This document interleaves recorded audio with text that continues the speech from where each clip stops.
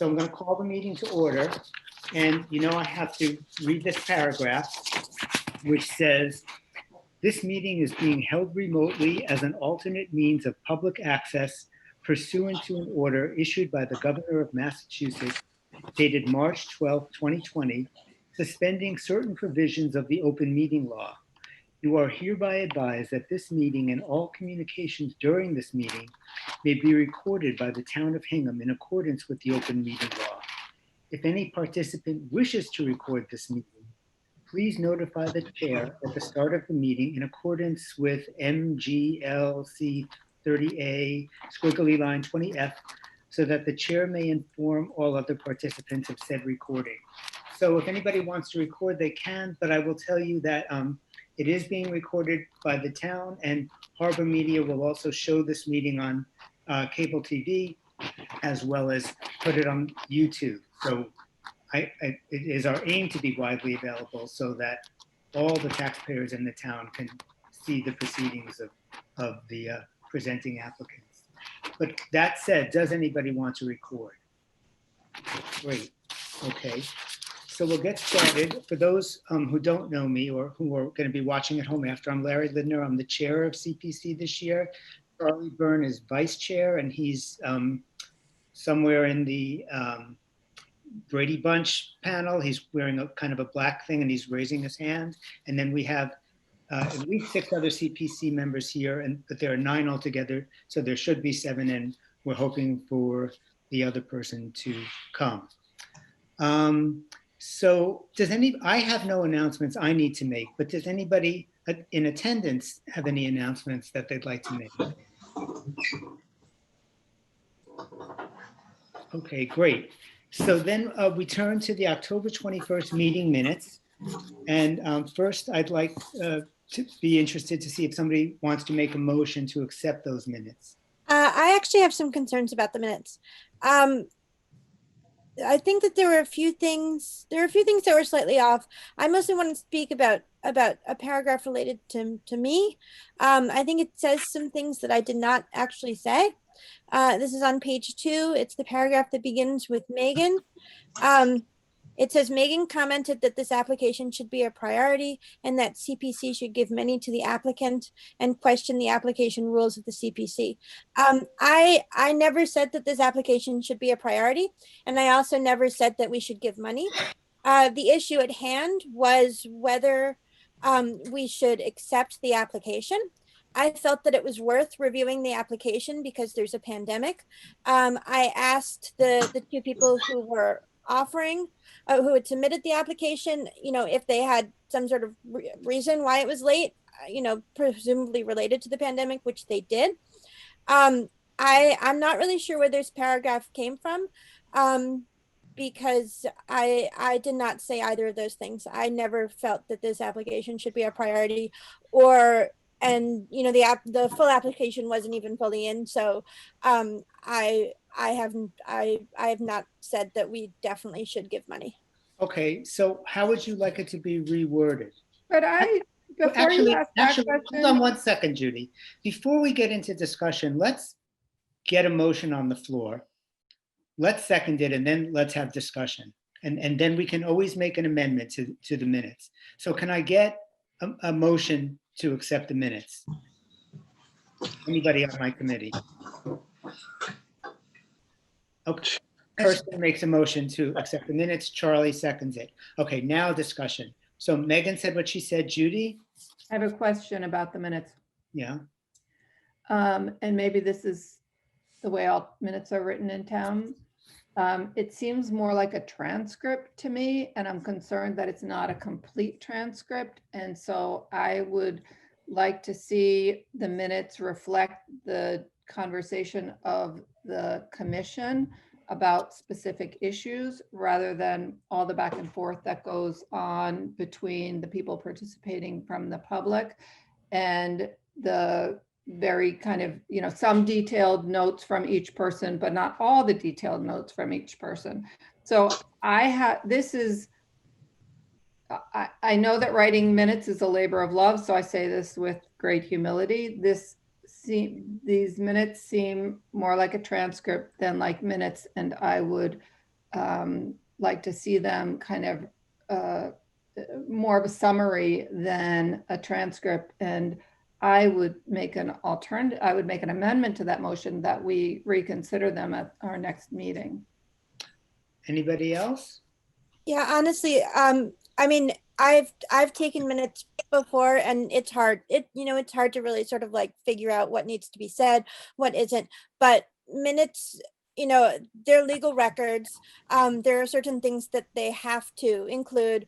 There are certain things that aren't really that they should include.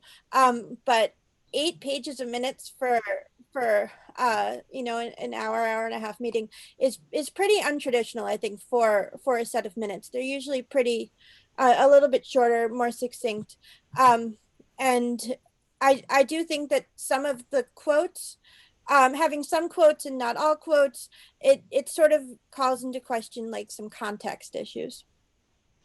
Anyone else? Kevin Burke here. I would second Judy Sneed's motion. Okay, I'm in disagreement. I thought they were amazing. I liked being a town citizen who would be able to go back and see, oh, this is what actually went on at the meeting. I wouldn't go to the mat for it, but I had the opposite of no problem. I thought, oh, wow, I really understood what went on. And I think before we vote on Judy's motion, seconded by Kevin, we need to get some more comment. But if other people, but I'll just comment. Didn't actually I'd happen, like Bill so- to talk, Megan. Okay, thanks.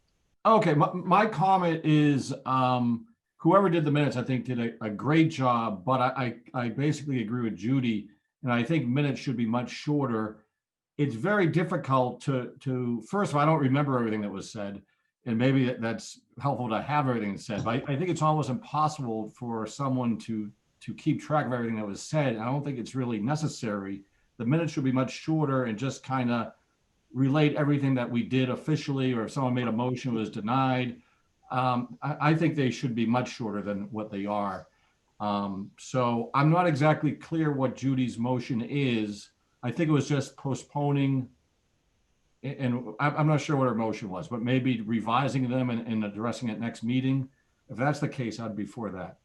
So if I could speak, I did the minutes, and my attempt here was to capture the conversation, and I appreciate your comments, everybody here, in terms of detail and not detail. So I respect what the committee would like to do here, but my intent here was just to capture as much detail as possible to accurately reflect the conversation that transpired.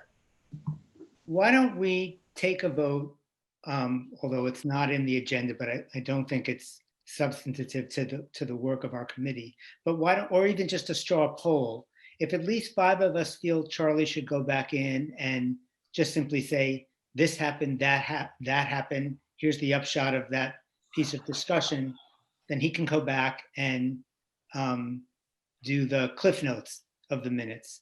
So it seems that Bill is for that, and Megan is for that, and Judy and Kevin. Is there a fifth? And Kirsty. Vicky is for that. As the minute taker tonight, I can promise you they won't be 8 pages. Okay, so Charlie, I'm sorry.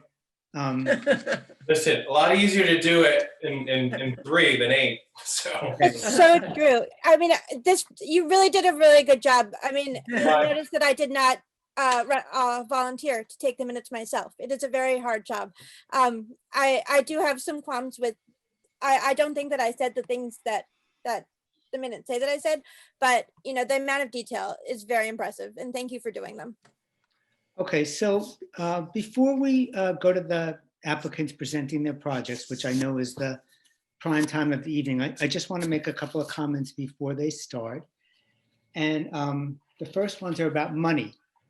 So I have a new approximate total, which is actually pretty close to the final.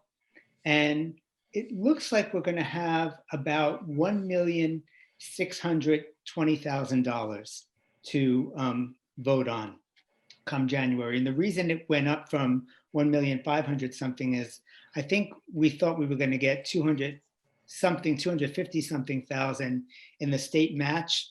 I thought it was going to be 2.2%, but it's it's higher. It's in the higher twos, maybe 2.8. And so that state match came to 320,000. So altogether with all the money that's already in funds and state funds state match that was left over from last year, we're looking at more or less 1,620,000. And I don't have the final tallies on the our real estate tax, the townspeople's real estate tax collected for the year. The bulk of the money comes from the 1.5% that comes in from each of our taxes, but it's somewhere in that range. And out of that, as I've said in previous meetings, 447,000. Well, first of all, so we have 1,620,000 to give out. And as I've said before, we have a little over $5 million in debt because we are paying off the Laner land until 2036, and principal and interest comes to about 4,800,000. And we're paying off the Benjamin Lincoln House, and principal and interest that comes to about 547,000, which puts us, as I said, a little over 5 million. So that's debt that we have. And then we have this year, 1,620,000. And out of that, we have to, at a minimum, give 447 to the debt service, most of it toward the Laner land and some of it toward the Benjamin Lincoln House. And then it would seem that the rest of it, we can vote to recommend allocation however we want, but it doesn't go exactly that way because the minimum of 10% has to go to each of the three main categories: open space recreation, historic preservation, and affordable housing. So if you take that 1,620,000, it means 162,000 about has to go to each category. So the open space recreation is not a problem because we're going to be paying about $331,000 in debt for the Laner land. So that takes care of the 10% that we need to put to open space. Historic, we fall a little short because we're going to have to pay about 117,000 on the Benjamin Lincoln House. So to get to 162,000, we're about 45,000 short. We do have one application this cycle that's about historic preservation, but it's not a $45,000 ask. So we'll be in the position of deciding whether to take the extra money and just socking it away in the historic preservation fund, which is separate from the general CPC fund, or we can decide to pay off more of the Benjamin Lincoln House than is required and meet our 162,000 that way. And then affordable housing, they have to also get a minimum of 10%. So that's 162,000 at a minimum. So I just want to be clear about that as you're thinking about the numbers, affordable housing and historic preservation, we're not quite there yet. And we will absolutely be required by law to give some of the money over that way. So the other thing I want to say is before the applicants present is, two people said at our last meeting that we're here to give away money, and it stuck with me. And I want to clarify, we're actually not here to give away money, in large part because CPC doesn't have any money to give away. We are here to make judicious recommendations after thorough vetting of the applications. Our votes in mid-January are recommendations, and then they get kicked up to the advisory committee and the Board of Selectmen.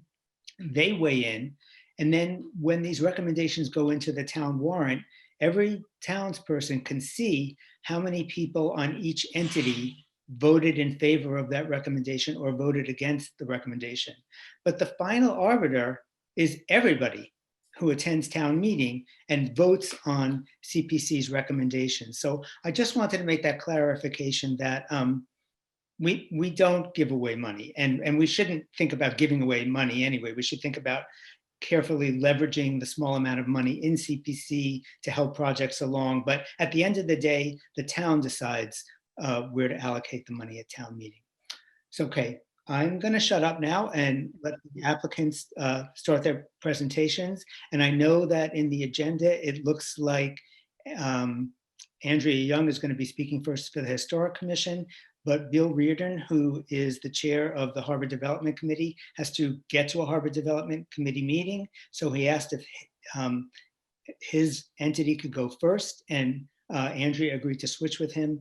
So the harbor study is going to go first, and actually Margot Boer, I'm not sure if I'm pronouncing your name correctly. You're close enough. Okay, is going to be presenting for the Harbor Development Committee and the Bathing Beach Trustees. And of course, Bill and Alan Perrault with the Bathing Beach Trustees may weigh in as things go along. So Marco, hit it. All right, thank you very much. It's a pleasure to be able to present our request to CPC for both the Hingham Harbor Development Commission and the Bathing Beach Trustees.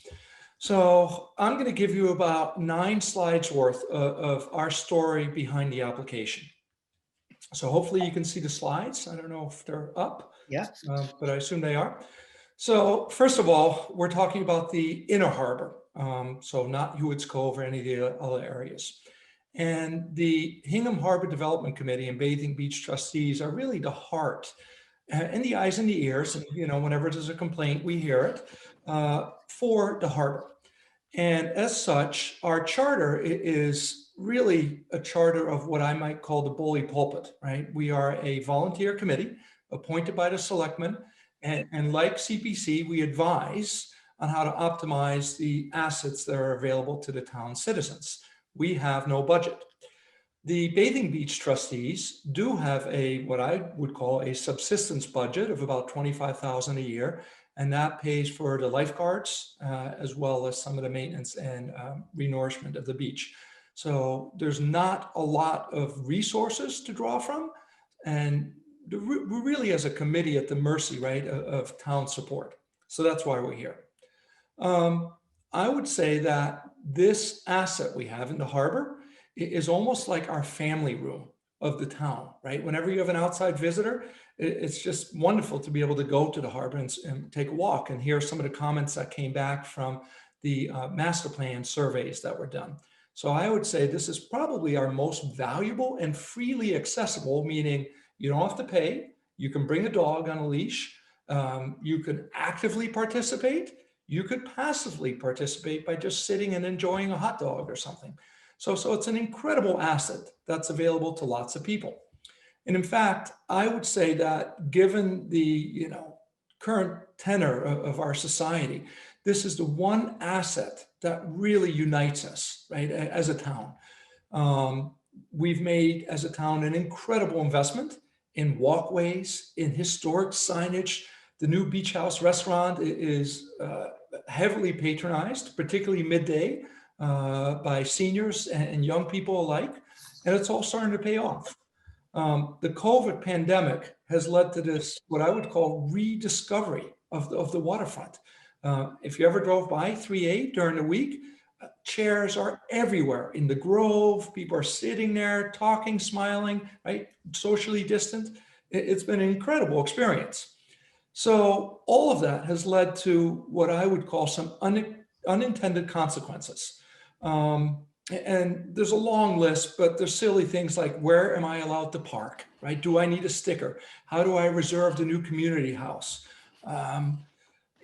Where do I put my trash, right? So we're learning about all of these things. And so meanwhile, everybody's saying, this is such a great place. Let's come up with some new ideas. And the new ideas are fabulous, right? People have been talking a lot about wanting play areas, senior workout stations, kayak storage for the rec department, perhaps some safety lighting. And I know that, it's not great to have lighting so that you can't see the stars at night, but we're going to need probably some kind of safety lighting in the parking lot, particularly for the Beach House restaurant. The town ramp is finally getting redeveloped. And as that happens, we need to figure out a way to sort of connect the walkways, right, across that ramp. The amount of goose poop has improved or been reduced tremendously, but our budgets are still fairly limited on that, right? And that comes, I believe, out of the DPW budget. We've got lots of requests from all kinds of entities, including, just recently the local nursery school who wanted to run a drive-in movie fundraiser. So all of these things are great, but what we don't have is we don't really have a plan. We don't understand how to prioritize things. We don't understand what the cost implications are. And so we're here really to ask for the opportunity to develop a plan. Now, you might say, well, why now, right? And our argument would be, well, number one, this is an asset that's used literally by thousands of people. This is not 300 people, visiting something or doing something. This is an opportunity for anybody of any age, any income level, right? Any physical ability. It's really unique as far as all of the things that we have in this town. Now, as we go forward, we also need to start thinking about these unintended consequences. And I'll give you an example of that. The amount of trash that showed up this year as a result of the increased usage of that area is immense. And the DPW will tell you that they didn't allocate more man hours for that, for pickup, because it's not in their budget. So all of these things we need to think ahead about, because as we come up with all these other great ideas, right, somehow we need to vet them. And we need to know what the price tag for these things is. We also need to know what the ongoing maintenance price tag is, right? Because we're in a town where there's an amazing amount of generous volunteers and donors. And let's say hypothetically, somebody said, we want to put up a new senior workout station. I'm sure somebody would be willing to fund that. And then what happens is 5 years down the road, the salt, the wind, all of these things have a wear and tear. So who's going to pay for that? So now it's a town responsibility, right? Even though it was donated. So thinking ahead is absolutely a key part of what we're trying to do. Now, if you look at the town itself, the master plan, and this is a draft format, of course, identifies the waterfront as 1.4 out of 7.5 of the most important things to people in this town. So clearly it's important. We need to pay attention to it. So the big issue now is, haven't we already done a lot of this, right? Because the master plan is looking at this. We've got a 3A commission that's looking at this, and we've got a project ongoing now with MAPC, which is the Metropolitan Planning Area Commission. So what's happening is that if you look at this, number one, the town master plan has identified it as a priority, but they're really looking to us as the Harbor Development Committee and the Bathing Beach Trustees to help to flush out the details, right? So that's the first piece. And they've got strong support for it. The Route 3A Redesign Committee, we believe, is at about the 75% design threshold now. They've done a fabulous job incorporating how to connect the downtown better to the harbor front, but all of their landscaping and hardscaping stops really at the edge of 3A. So it just all of a sudden no longer looks unified. We have this grant from MAPC, which is really a technical assistance grant where their planners help us to do a vision study really about things like wayward signage or wayfinding signage rather. Where do you park? How do you improve some of these open spaces? And more specifically, what happens to climate change? What areas of the harbor there should you develop? And what areas should you not develop because of likelihoods of flooding? So what we're really here to say is there's all this investment that's gone in, but we don't have the last piece of this cogs, right, that come together. What we need is a specific plan for the harbor from 3A to the waterline that includes looking at the prioritization of activity options, hardscaping, landscaping issues, and all of the other things that served us so well more than 10 years ago, when in 2007, the last sort of detailed plan was provided to the town. And a lot of these things have been executed on. But what we really need now is we need to figure out what we're going to do for the next 10 years. So what we're looking for is we're looking for help. And that help, by the way, is going to come from different entities. But we're looking for help to manage the activities, right? There is no single website anywhere in this town where you can figure out what's going on the harbor front, how to attend a concert, how to reserve the bandstand, etc.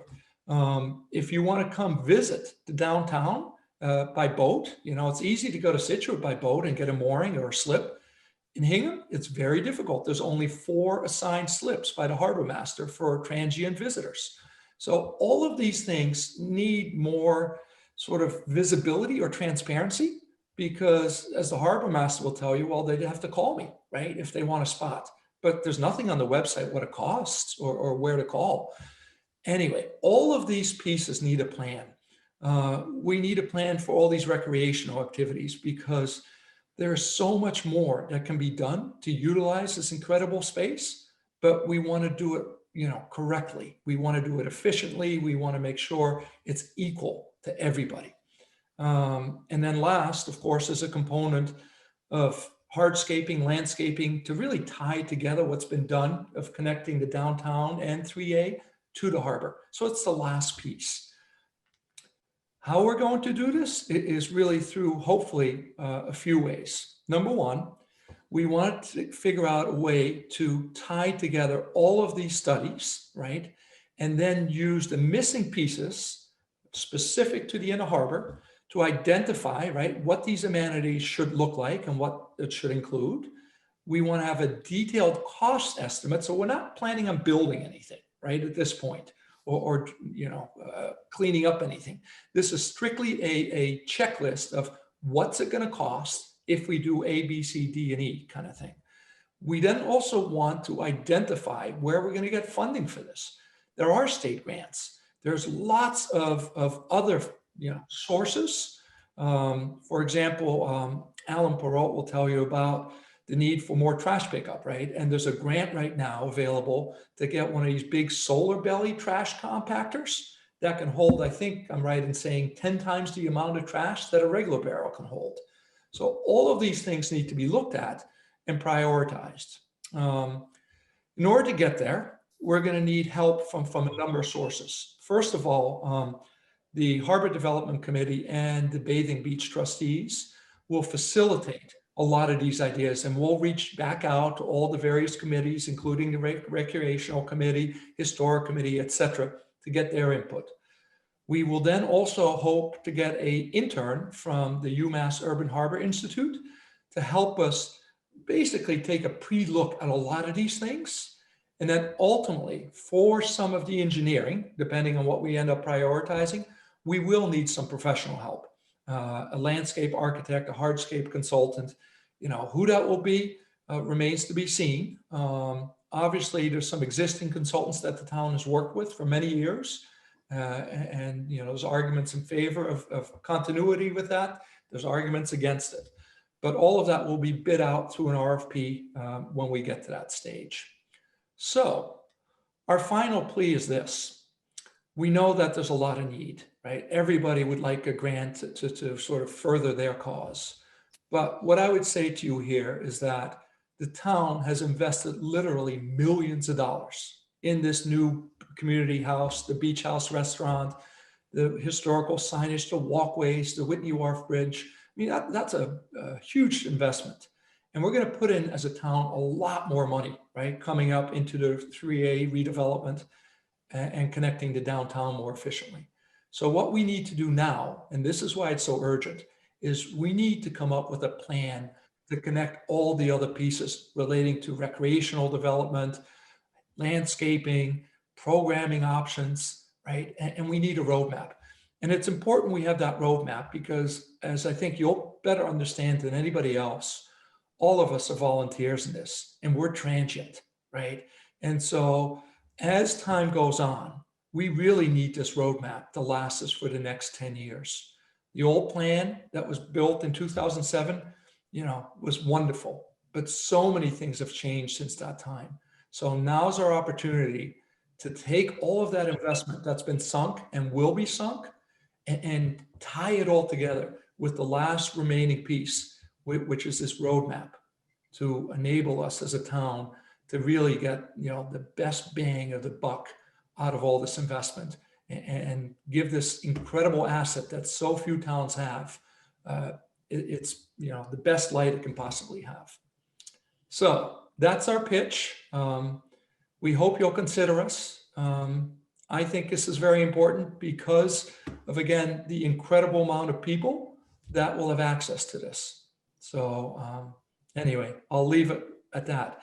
Bill, Alan, do you have any other further comments? Marco, before they talk, can you just unscreen share so we can Oh, go yes. back to the Brady Bunch? Sorry. Great. Yes, Alan or Bill, I want to open it out to my committee and the floor, but if you want to speak for a minute or two, by all means. No, I will simply say, Larry, we decided that it made sense to perhaps have a new face and a relatively new member of our committee be the person to present here. You've heard from me, or you've heard from Alan over the last 2 years when we've made this request in the past. And Alan, Marco, just brings a different perspective, and we thought that was a valuable one for you all to hear. Thank you. Larry, I second what Bill said, and I think the timing is even more appropriate this year. The snack stand is open. Some of these, and we saw the volume, as Marco pointed out, that we've had. So and the 3A project is moving along, and I think we need to catch up. But we fully support the proposal that Marco has presented to you. Okay. So now I'd like to open it up to my committee, and Kirsten, you're the liaison for this project. So if you'd like to start, if you have any questions or comments, that's fine. But if you don't want to, that's fine too. No, I have a few questions with regards to this.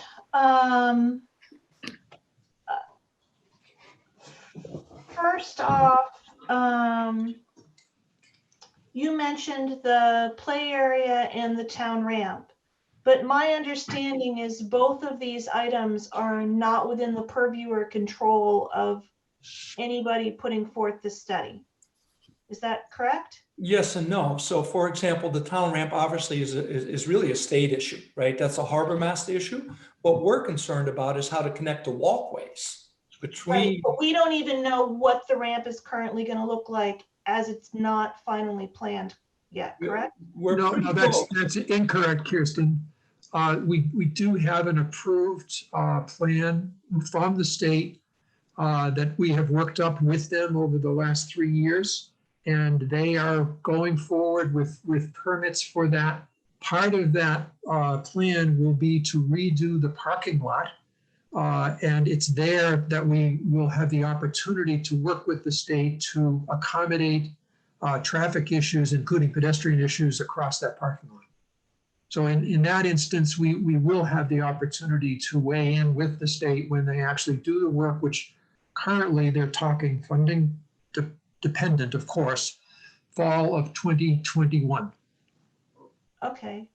With regards to parking, I think that was something that was firmly within the MAPC study for the entire town, was looking at parking, wasn't it? Parking for the parking for the boat ramp portion of the harbor is under the control of the state, because they have to accommodate trailers, because this is a public access ramp, and there are only, believe it or not, only 3 of those in all of Boston Harbor that are open to anyone from any town. It's not just a Hingham asset.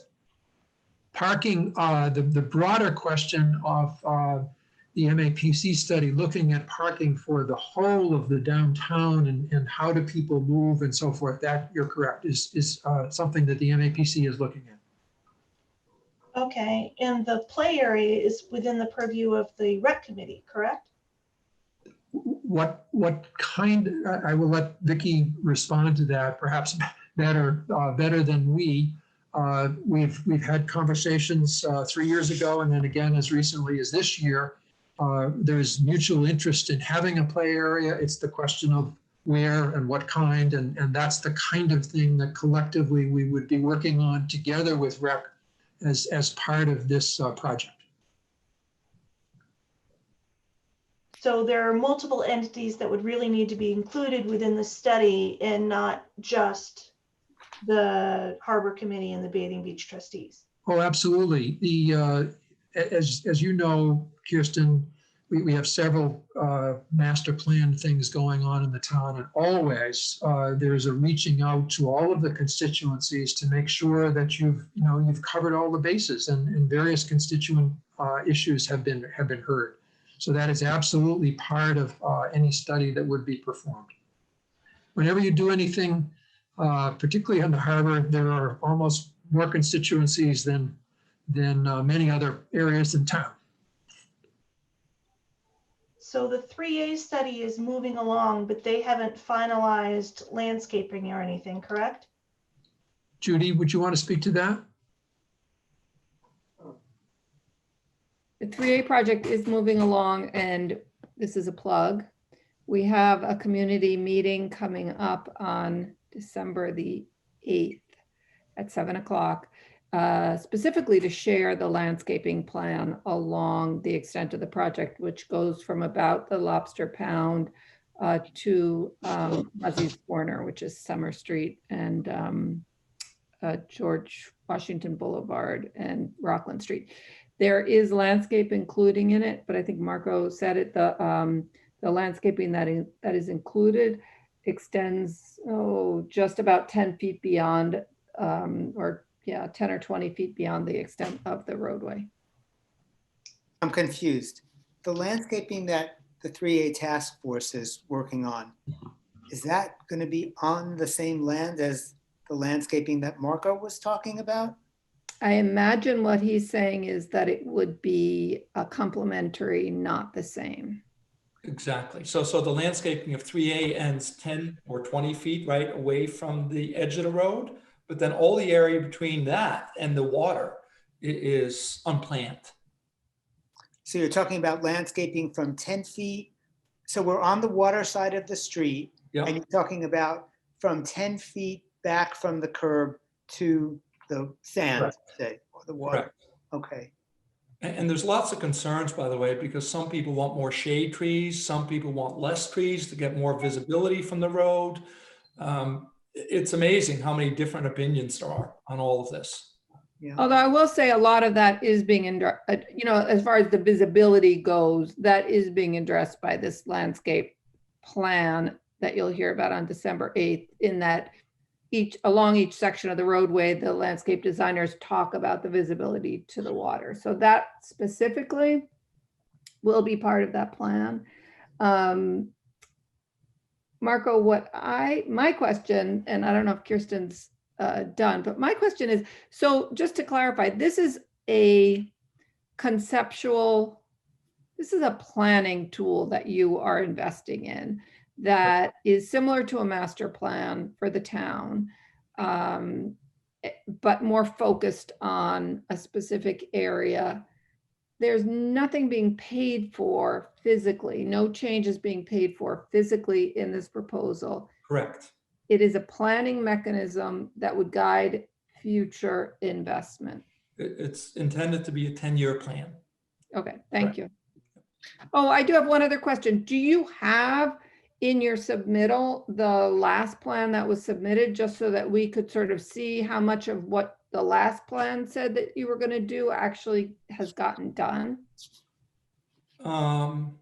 Marco, I can suggest two things, Judy. We'd be happy to provide a copy of the 2007 plan, of course, but also if you went back to the very second slide that Marco included, it is that graphic of the harbor, which showed the number of projects that have been completed and are still in the works.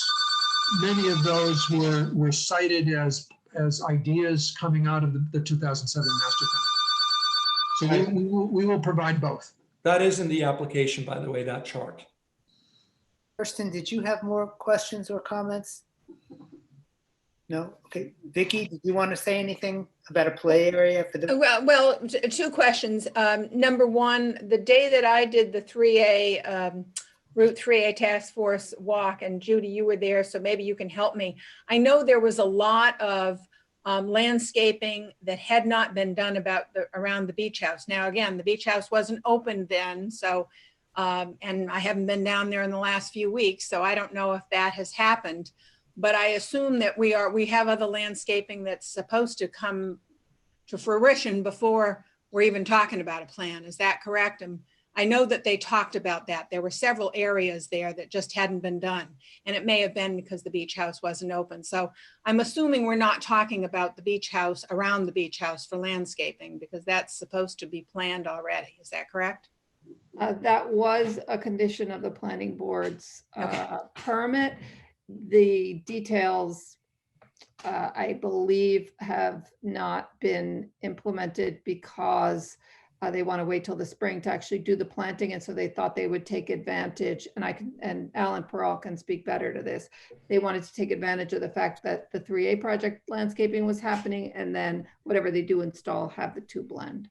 Okay. And then the other thing I wanted to bring up is the play area. And the one thing I can tell this committee is the play area, to design that play area does not cost anything. I mean, the master plan of whatever 2007, the town wants a play area. Clearly, as we see with the beach house now, a play area would be wonderful. So I just don't want this committee to think that that would cost anything.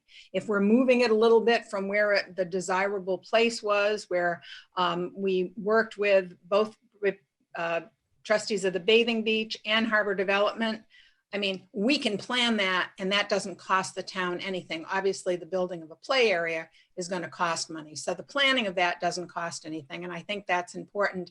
And then the one other piece that I really want to bring up is, 4 years I brought Big Belly Solar to trustees of the bathing beach. And at the time they were all over South Boston putting out their containers, which do work solar, and they were putting them out at no charge. I don't know if they're still doing that, but we should have jumped on that when we had the chance, because they were a new company at the time.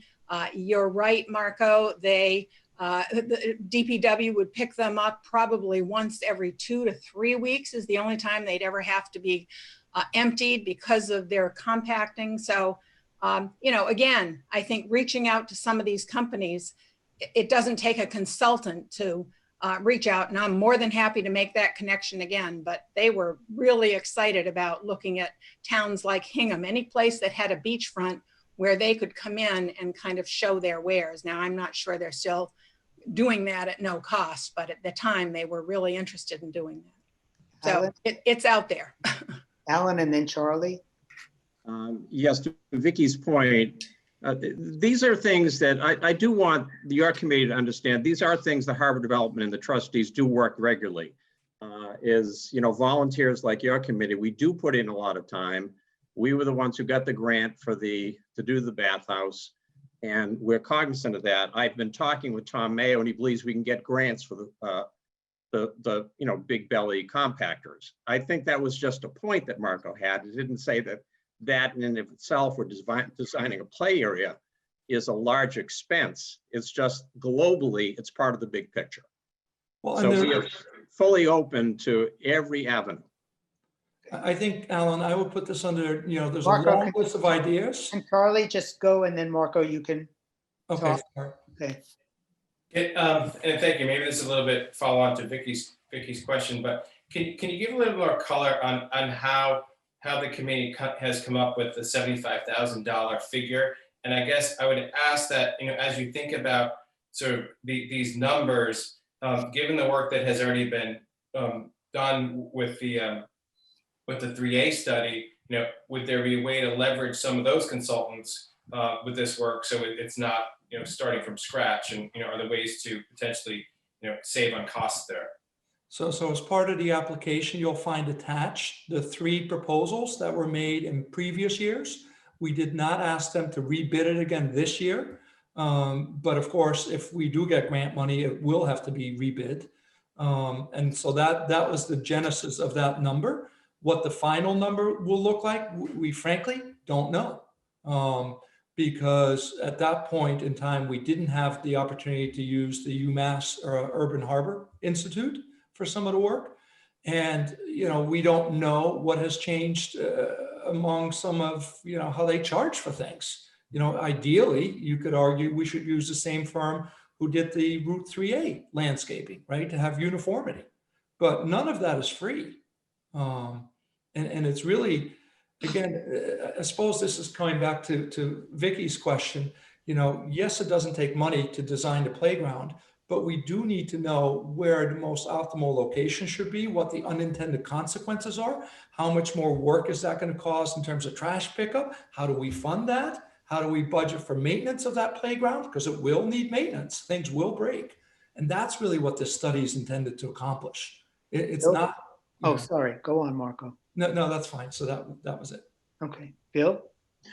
Charlie, I just wanted to amplify to give you a sense, the 2007 study 13 years ago, which was funded by CPC at the time, was about the $60,000 to $65,000 range. And in dealing with the 3 consulting firms that we reached out to last year and the year before, in order to get the kind of 3 bid alternatives that your committee likes to have, all were in that same range. Their numbers were somewhere in the 60 to 65 range. We knew we had to do this other piece, which is outreach, to look at programmatic stuff and how this is communicated. Some of that we may be able to get some help on, but if we're able, to have that kind of money, I think we can have a very solid kind of landscape and conceptual design discussion and process with them, just in the same way. I mean, think about the kind of work that the consultant is doing with the town for the master plan for the town, or even MAPC is doing in conjunction with their study. These folks have a system for outreach, getting all the constituencies to participate. That's what's laid out in those proposals, Charlie. I'd suggest maybe you have it when you have a chance to really dive into one of those. I will mention that Presley and Associates, which is the consultant for the 3A task force, is one of our proposed vendors, and they've provided a statement of qualifications. And obviously, they've done some other work for the town as well in the past. So they would be a very desirable consultant for us. I'd like to, time is, we're close to 8 o'clock and 7:30 at this point. Does anybody in attendance on the floor have any comments that they want to make or questions they want to ask? Kirsten, our committee member, is scrolling through to see if any of you are raising your hand, or you can even just pipe up if you need. No? Okay. I think we should move on unless one of the presenters or somebody else on CPC needs to make a pressing point and didn't get that opportunity yet. I do think what you're hearing, guys, a lot more politely than I'm capable of saying it is there a way that you can sharpen your pencils and see what you really need money for in consulting and what you could do on your own? When I think about your application, what you're talking about is placemaking. And placemaking is taking a place and turning it into a different place, a better place. And that's what you're aiming to do. And that's a great goal. And I'm excited. And I can't wait for you to figure out a way for me to cross 3A without taking my life into my hands. But I'm wondering if some of this can happen pro bono, like for activities. I bet there are people in town who might be interested in joining a volunteer subcommittee who could think of things that could happen, on the beach. And again, I'm going to go back to something I said at our October meeting. A lot of the talk tonight has been about landscaping and paying somebody to give us ideas about what we should do with landscaping. And I still think that you could put out an RFP for very involved landscaping and get ideas for free rather than have them charge us to what the landscaping should be. Chris Daly's shaking his head. So tell me, Chris, what am I not getting? I'm not aware of any landscapers or landscape architects that work pro bono for towns. And I'm just shaking my head because I'm just not aware of that. And maybe you can enlighten me because I'm new to me. And Larry, I want to add as a But I just want to member of respond to Deirdre. I just want to respond. No, they would not work pro bono, but anybody can put an RFP and somebody puts in a proposal for what they think would be a good landscaping plan. They would never do the work for free, but companies are anxious to vie for the work. That's all I mean. So, Deirdre, I'm sorry. Great, thank you. Yeah, I have to echo Chris, and I saw this in the report from an earlier meeting, like, and it was suggested that people might volunteer their time to landscape or give you design plans. And you know what? Bill's wife, Kathy, they did invest in the plants and the planters for the Whitney Wharf Bridge, which is the CPC project. Like, that is rare and that's not sustainable. All you have to do is look at the Garden Club of Hingham, which at one point maintained the library gardens, maintains the Old Ordinary. It's a diminishing group of people that they cannot sustain. And as a result, you know, if we get the Town Beautification Committee to do a couple parks or medians, great. But the harbor, as Marco well laid out, is a massive resource. And for 3 years, this group, you know, we've got to tie it together. And I think it's in a plan that would enable people coming after us working on these volunteer committees would be able to strategically and efficiently and with budgets in mind be able to, you know, put those pieces together. But I really think, you know, it's short money for really long-term investment in this prize area. Chris, you were going to say? I think you wanted to. I just said thank you for your response. Oh, okay. And thanks, Deirdre. And Bill, you wanted to say something. Well, I just wanted to analogize, Larry, I'm, as a former member and chair of CPC myself, I'm very familiar with the notion of how do we, with CPC, kind of prime the pump. To me, the real priming of the pump for this exercise is if we get the new ideas which frankly only kind of the creativity of a landscape consultant can provide. Look at what, you know, Presley and Associates has done for the 3A, but it's a relatively modest section. And my recollection of the budget that was allowed to Presley for that limited amount of work was $40,000, to kind of give you a sense. They've come forward with some wonderful alternatives for consideration by the town, but it does take money to get that kind of creativity working for you. And I'm just, my experience has been you don't get that kind of an effort in a pro bono kind of RFP, and it would simply mean that we would be, you know, even if we had, let's say we had a lot, 6, 8, 10, then we're left kind of trying to sort all through those. We as non-professional, landscape architects, as opposed to having a consulting firm who can sift through those, give some alternatives, and then present why they think one alternative may be better than the other. Yeah, I hear you, and I appreciate your comments. I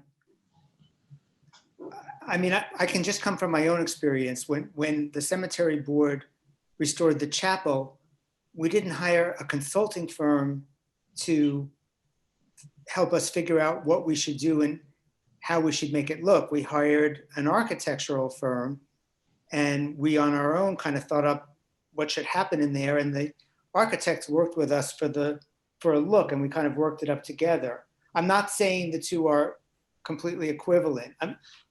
I'm just saying, I wonder if there's a way to sharpen your pencils. Maybe there's not, but that's what keeps going through my mind.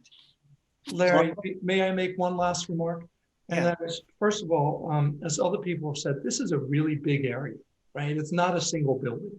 And there's a lot of moving parts. And having a bunch of very well-meaning volunteers come in and sort of in a disorganized, but, you know, happy way trying to pull this together, it's not sustainable. You know, at the end of the day, we're looking to, you know, maybe 1%, maybe 1.5% of the money that's been invested in the harbor to get a plan for the next 10 years. In the scheme of things, my God, it's relatively peanuts, right, to do this right, given the big investment that's been made. And you know, I think it would be a shame not to do this right. It's just too big of an area. Okay, Alan, you were going to say? Yes, I think one thing, you know, without patting ourselves on the back, I've been on either Harbor Development or the Bathing Beach Trustees for 10 years now. And I think our committees have done a significant amount of work in pro bono, getting done what we can do and taking that initial 2007 plan and getting certain parts implemented, but we needed the roadmap. And to reinforce Marco's point, the first day when Harbor Development Committee, 12 years ago, I walked from the Grove to Steamboat Wharf. It's 8/10 of a mile. It may be a ribbon, but that's a significant area. And yet, as Marco pointed out in his presentation, that is used by thousands of people. And we have, as much as we did with the 2007 master plan, we still haven't connected the gazebo parcel to the boat ramp parcel. We haven't gone beyond Whitney Wharf. We haven't tied in to Hingham Maritime. There's still a lot of work to do. And as Marco said, this is the roadmap for the next 10 years for people beyond Bill Reardon and myself, Marco and other people to carry forward. So just like you people put a lot of time in, we have, but we need assistance because we, as Mark pointed out, we have no budget. Okay, I appreciate your comments, guys, and your passion for this and your commitment. And I think we need to move on, but thank you for the presentation and for the remarks. Thank you for your time and your committee's time. Oh, you're more than welcome. So next up is Claudia Eaton, and that is for the Dock House Museum and also bathrooms and a pavilion at Bear Cove. Thanks, Larry. Is there a way to share screens? Kirsten, have you made Claudia a Oh, you co-host? have been made a co-host, so you can go in and share your screen. If you go to the bottom, Claudia, there's a green share screen. And if you click on that, I'm getting that a host has disabled message. Hold on. Yep. Host disabled participant screen sharing. can you undisable her, Kirsten? You should be able to now. Okay. Deirdre is the co-host now, is what the message I'm getting. Yeah, it's saying Deirdre. It's not saying Claudia. Claudia is a little bit, oh, Claudia, I think I can do, hold on one second. Let me get in there. Okay, I got that message. What message? That I'm co-host. Oh, cool. I don't even know what I did. Great. Okay, now you can share screen then. All right.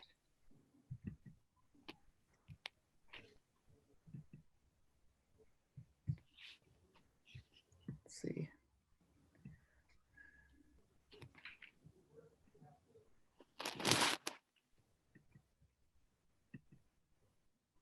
All righty. Thank you very much for taking the time to talk with me this morning, this evening. I just want to thank Vicki Donlan for your support on this as well. So I'm here to answer some of the questions that were given to me post the walkthrough at the Dock House Museum and the Ecology Pavilion. Let me introduce you to the Bear Cove Park Committee.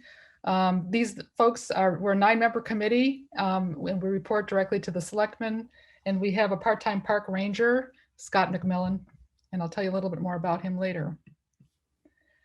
Just to show you where we are, the reason for the proposal is because we'd like to create a central focal point for the park. In the past years, we've had a number of events that occur, and when people come in, they just kind of pick their spot and do their runs or whatever they're doing. And for us to create a central focus point where the Dock House Museum is, makes sense for events and that sort of thing.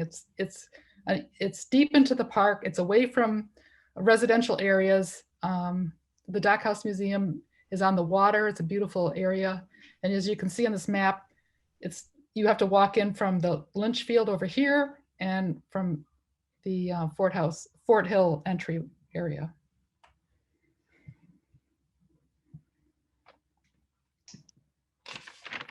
What we're requesting for the Dock House Museum is a new roof, a second entrance, the Disability Act compliance, electricity, water and heat. There is none except for a generator, and rehabilitate the bathroom and put in a janitor's closet. Some of the questions that you asked pertain to why is this museum quality? As you are probably aware, Hingham's Naval Ammunition Depot has a significant history. In 1942 to 1945, it was a huge population. 2,400 people, both civilian and military, were working in the area. It had its own telephone exchange. It had its own basketball team. It had its own swimming pool. And it even had its own Howard Johnson's restaurant. Huge area and part of our history. These people, most of them stayed and had their families here. And maybe some of you had some family members that worked there. In fact, Scott McMillan, our park ranger's grandfather and father both worked at the ammunition depot. Scott himself would actually ride his bike down and play with the kids on the base. He's an expert and a professional in park rangers, but he's also an historian of this era. And that's what qualifies him as a curator for the museum.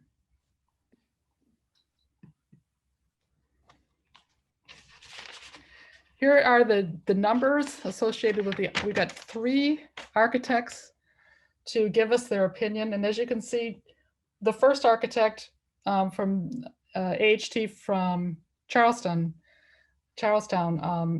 did a nice line item budget. Sally Weston and Spencer Sullivan and both came in and gave us an overview, but definitely everybody would prefer to do a RFQ then. So these are just general estimates by line item of what it would cost to improve the Dockhouse Museum.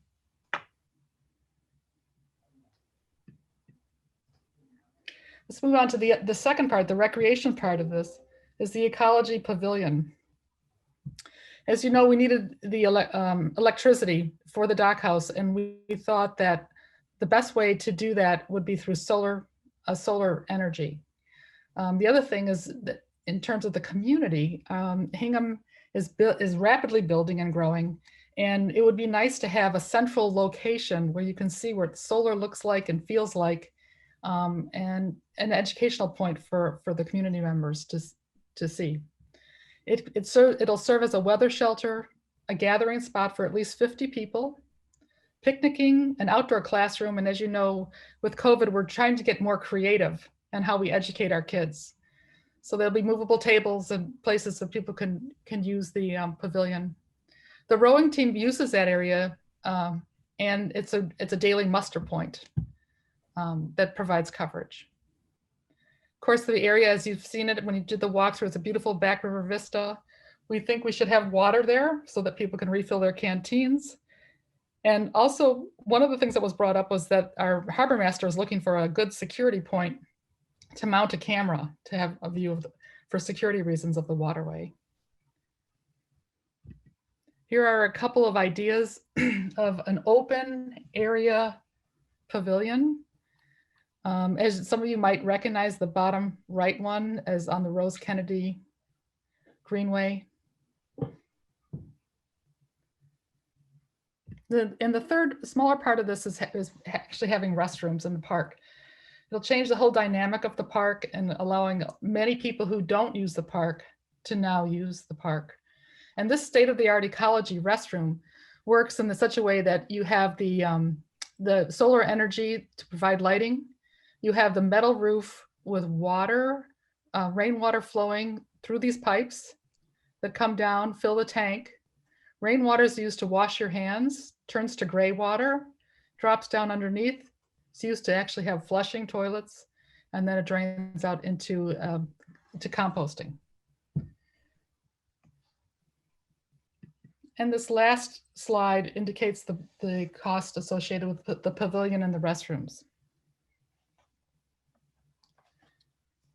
In these, I put the contingency for environment on the recreation side, and I put the contingency for historic configuration on the Dockhouse side. The energy costs are put into the Dockhouse, and the drilling the well for the water is put into the pavilion side. So the total line cost of the project would be $575,000. 375 would be the dock house, about 150 for the ecology pavilion, and about 50,000 for the restrooms. Here's another form of pavilion that includes some sort of development of greenery underneath. That would be quite beautiful. And we look forward to talking with architects about a consolidated uniform space that, that the whole community can enjoy. Thanks for your time. Any questions? Vicki, do you want to start as liaison to the project? Sure. No, great presentation, Claudia. Thank you very much. I really think you got to a lot of our questions. And I just had a question, but unfortunately I'm writing so many notes. Okay, we talked today about the potential of a well, and I believe you were going to talk to the town engineer, but there is an opportunity for a well to be there. So you're not needing to hook into any water anywhere. We'd have to dig a well. Dig a well, yes. Okay. And we are getting the numbers for what it would cost to hook into the town, but that's not coming till tomorrow morning. Okay, that's all right, but you'll have it for your next presentation. The other question I had, and if you can go back a slide, there was, I mean, I know that one of the architects who I met, his total project cost is quite a bit larger, and I can see that his contingency for environment is just way off the charts. And I'm just, did he give you a question for that? I mean, it's not as if these are, I mean, we're looking at $81,000 for contingency for environment. Is that something that, I mean, I can't believe somebody didn't mention the reason for that. Sally Weston and the other contractor didn't. Good question. We use percentages for contingencies. So yeah. The bigger the project, the bigger the estimate. Okay. The bigger the percentages. And so that's why the architect's fee will be larger. The project manager's fee would be larger, as well as the contingencies. Because I do believe that you have spoken to Lonnie in conservation, isn't that correct? I did, yes. Okay. So I just think it's important for the committee to understand when we look at a fee like that. I mean, obviously there would be more, if something like this were to go through, there certainly would be site evaluation, et cetera, but there weren't any major concerns that she had for this kind of price. So I just wanted to alert people to that, but that's all I wanted to say. Great job. Good presentation. Anybody else on our committee? Could I ask a quick question? Yeah. Claudia, that is a great presentation. What percentage of the funding for these projects do you anticipate would be coming from CPC, and do you have any other sources? The source of funding that we have comes from the Cove Apartments, and that's $50,000 that's been donated to Bear Cove Park, and the Bear Cove Committee has voted to put it towards this project. We attempted to apply for the Greenbush funds, and we were told that we were not eligible. Other questions or comments from the committee? Claudia, one question. Larry, just one question. Go ahead, Bill. This slideshow, is this somehow uploaded so it's like part of the record and we could have access to it? Is that? I could send it to Larry if you'd like. Yeah, I'll forward it to everybody. Okay. So my question was, with the pavilion being an outdoor pavilion, it's not going to really serve for inclement weather as an education space. They're pretty, the examples and everything, but to hold 50 people, we'd have to cut away. I think we'd have to cut down some trees kind of behind the green building. That's not true. That's not true. Great. No, it's an open space to the right of the building, and there's no trees that will need to be cut down. Other than aesthetics, is the pavilion serving a purpose? Because if it's decent weather, you don't need a lattice work above you. I'm just thinking out loud. Right. The pavilion serves as a framework for the solar energy panels. In this particular slide, these are solar energy panels. And it also serves for inclement weather. The rowing team is there on a daily basis. And this is an idea that had come up, was like, hey, if they're there every day, what do? Stand under a tree when all of a sudden a storm comes up? We should have and we should have an area for them, but mostly we need a focal point in this 484 acre park. We need a central area where people, if they're lost, I'll meet you at the pavilion, that sort of thing. Okay. Others on the committee with questions or comments? Does anybody in attendance want to say anything or offer any thoughts? I have a question, Larry. Yeah. That's Charlie. Claudia, thank you for the presentation. As you think about these projects, and provided you get the funding to do everything you'd like to do, what is the current thinking in terms of maintenance of these projects on a go-forward basis? And where would you see those funds coming from to support sort of the ongoing efforts to keep things as is? Well, like the harbor walk area, we have a similar budget of about $28,000, and 18,000 of that is the pay for the park ranger.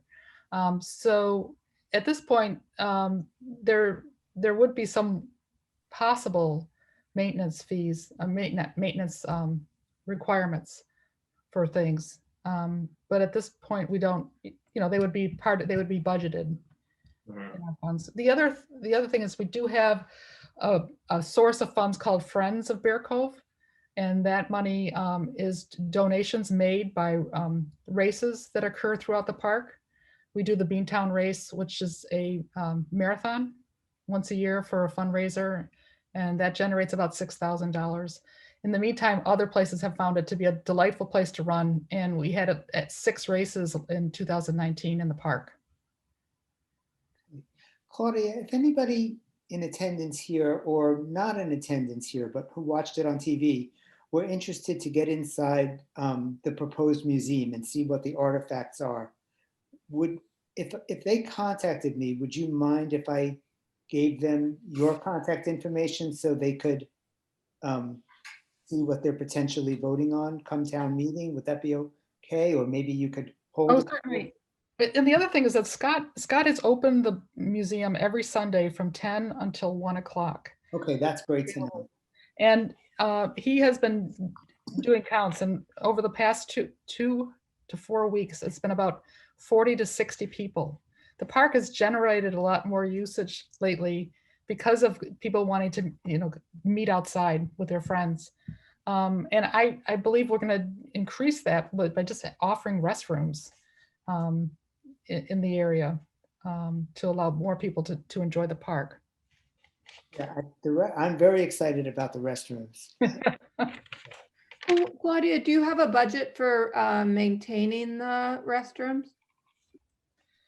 We've been talking about that, about who would maintain the restrooms. Certainly, the Lynch Field has a bathroom that's locked mostly, but we would find out who does the maintenance of that bathroom, and we would perhaps piggyback with them on that.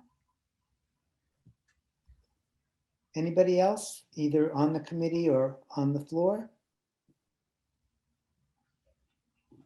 Okay, thank you so much, Claudia. If you could just unscreen share so Andrea can screen share. Thank you.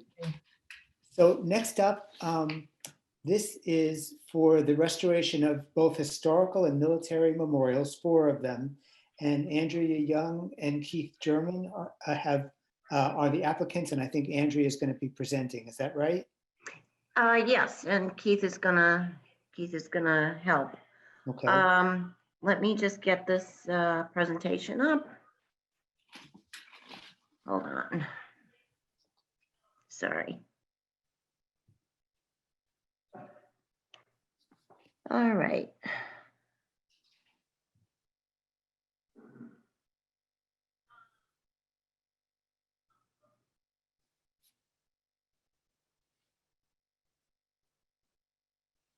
I'm not sure where I'm finding it. It was here.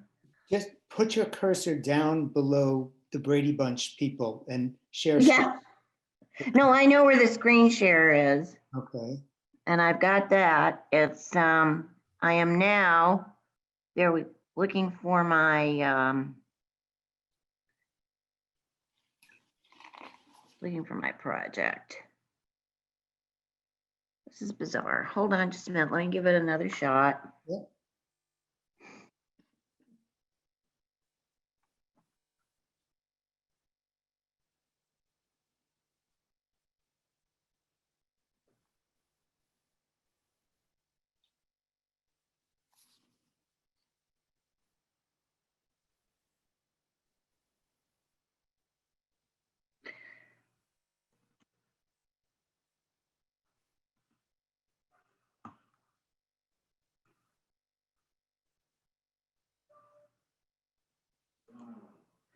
All right, let me try this again.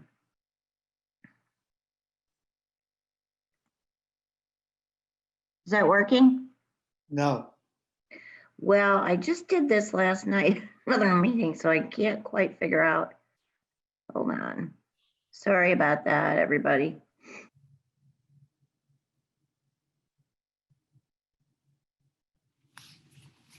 This is ridiculous.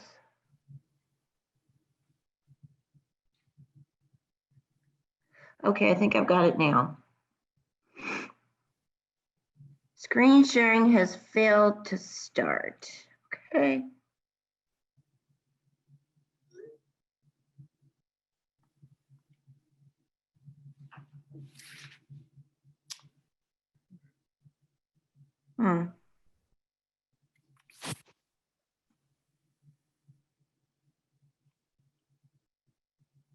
Keith, you wouldn't have photos right there, would you? And then we could make you a co-host and you could put them up?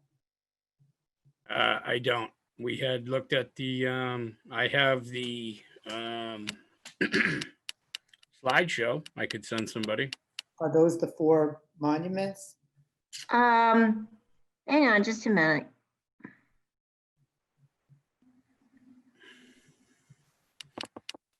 Something's starting to happen. Well, I just did this last night. And I'm not exactly sure.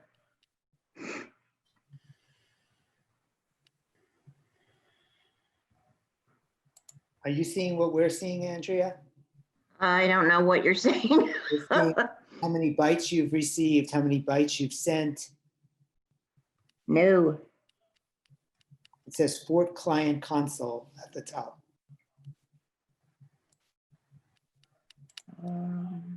No, I'm not seeing that. All right. Well, Let me see if I can do this. yeah, give it a shot. Kristen, I don't know why this isn't. Andrea, you have to close out everything but what you want. You can't have anything open in order to share, or it will share that first. I've got, all I've got are launch meetings, Zoom, my 40 client, which I have to have, the Zoom cloud meeting. I'll tell you what, why don't you start talking?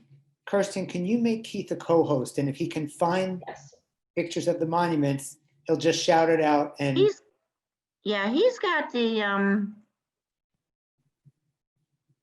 because that would be the most efficient. He can be looking while she's talking. So I have the slideshow up, so. okay, so you're a co-host. Go to share screen. Yep. Andrea, you have to come off. got it.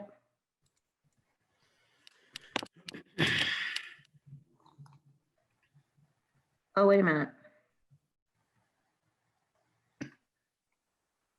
Okay. I think I'm off. Okay, Keith. He has it. Okay. Can you see it? I see the first slide, restore and preserve military memorials and historic town marker. Can you go to photo, like show us the photos? Go slideshow. Trying. slideshow. 1 second from the beginning. Oh, they're there. There you There go. we go. Great. Hey. Okay, Andrea. Oh, sorry about that. Okay, well, after this, all this drama, we, Keith and I were asked by Tom Mayo last spring, I think it was, to work together to include the monuments that Keith is responsible for with the other town monuments so that we would have one master list. The other town monuments have been worked on much more recently over the years, but not the military memorials. And so Tom asked us to come up with some sort of a plan so that we would be able to treat 5 monuments annually. And so we started out, we chose these because they were probably in the worst shape. And so the idea is that each of these plaques, there are 3 bronze memorial plaques, 1 bronze sign marking the Newey Veterans Park, 1 granite facade of a Marine canine, and 1 bronze plaque affixed to the glacier, which is an archaeological asset of the town. The first is the Curtis Chase monument. And as you can see, this has not been worked on since it was installed. Curtis Chase, there's the picture on the left, and next one, Keith. This just gives you a little bit of history. And Keith, if you want to talk about what you know about his history. So he was the first Hingham soldier to die in the Vietnam War. It was due to a helicopter crash on May 6, 1967. He was 23 years old at the time. He's honored also down at the Vietnam Veterans Memorial. He received some high combat decorations, which included the Bronze Star with V for Valor, Purple Heart. There's been a recent documentary produced about Curtis Chase from a Hingham videographer who actually went to Cambodia and parts of Vietnam to research the actual effects. There's a lot more to the story. Here, I don't have it with me now, but I received a letter just the other day from his classmate, William Quinn, Bill Quinn, who actually brought the body home, escorted the body home, and they were classmates and best of friends. He printed that, I think last year was the 50th anniversary. He printed that in the Hingham Journal, so some people might be familiar with that. That site was picked where he was due to the proximity of the new school being built at the time, which was Plymouth River School. It was floated the idea that they would call it the Lieutenant Curtis Chase School, but that did not come to fruition, and it was decided to put the monument at that location. This one is located on the border of Cohasset and Hingham. And this is a memorial dedicated in 1944 that honors all who served in the military. This one is, if you were on the site visit, you saw Keith pull it off. It needs to be remounted. And so that is part of the, included in the estimate because it's, yeah. Now this is the William H. Newey Memorial. And I had a nice conversation with Donald Lincoln, who actually knew William Newey. And he was present, but he was a young man when this was dedicated. He said William Newey was a very civic-minded resident, and he worked a lot with, he was friends with Mason Foley, our first town historian, and they did much to combine the resources of Hingham, Cohasset, and Hull. So that is Mr. Newey. This is also bronze and will be treated. Thank you. Bismarck and Butch, you saw the Marine mascots and the display, which is located behind the DPW. And they reached the rank of Master Sergeant through their loyalty and their service. They were buried with full military honors. And as you can see, and when we talk about the type of treatment later, you'll understand what needs to be done with this. It is in pretty tough shape. And this is the final one. This is listed in our inventory of historic assets. It's an archaeological and historical asset of the town, which many people don't even know exists. And town meeting in 1940 accepted a gift from the Bouvet family to keep for the boulder and the plaque, and it's a small, like a little park. And the request was that this remains forever in this condition. So, but this, look at that plaque, hasn't been worked on for, well, probably since it was installed either. So. The bronze elements show signs of degrading from the exposure to the outdoor environment. That's, and you know what that is. That's the rain, that's the, you know, all the elements plus the bird droppings and other kinds of things that are create an acidic mess on top of these plaques. So there's a lot of surface corrosion on all of these since they haven't been touched. And a lot of the original surface is lost. They are pitted and they're, and so that will have to be part of the treatment as well.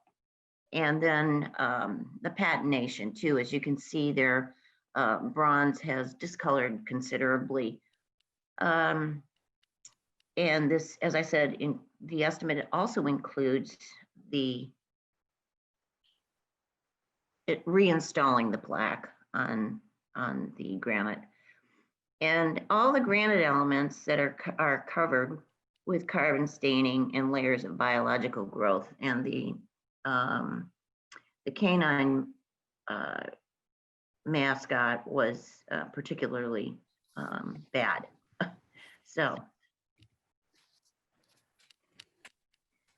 and the treatment recommendations are that, and this is why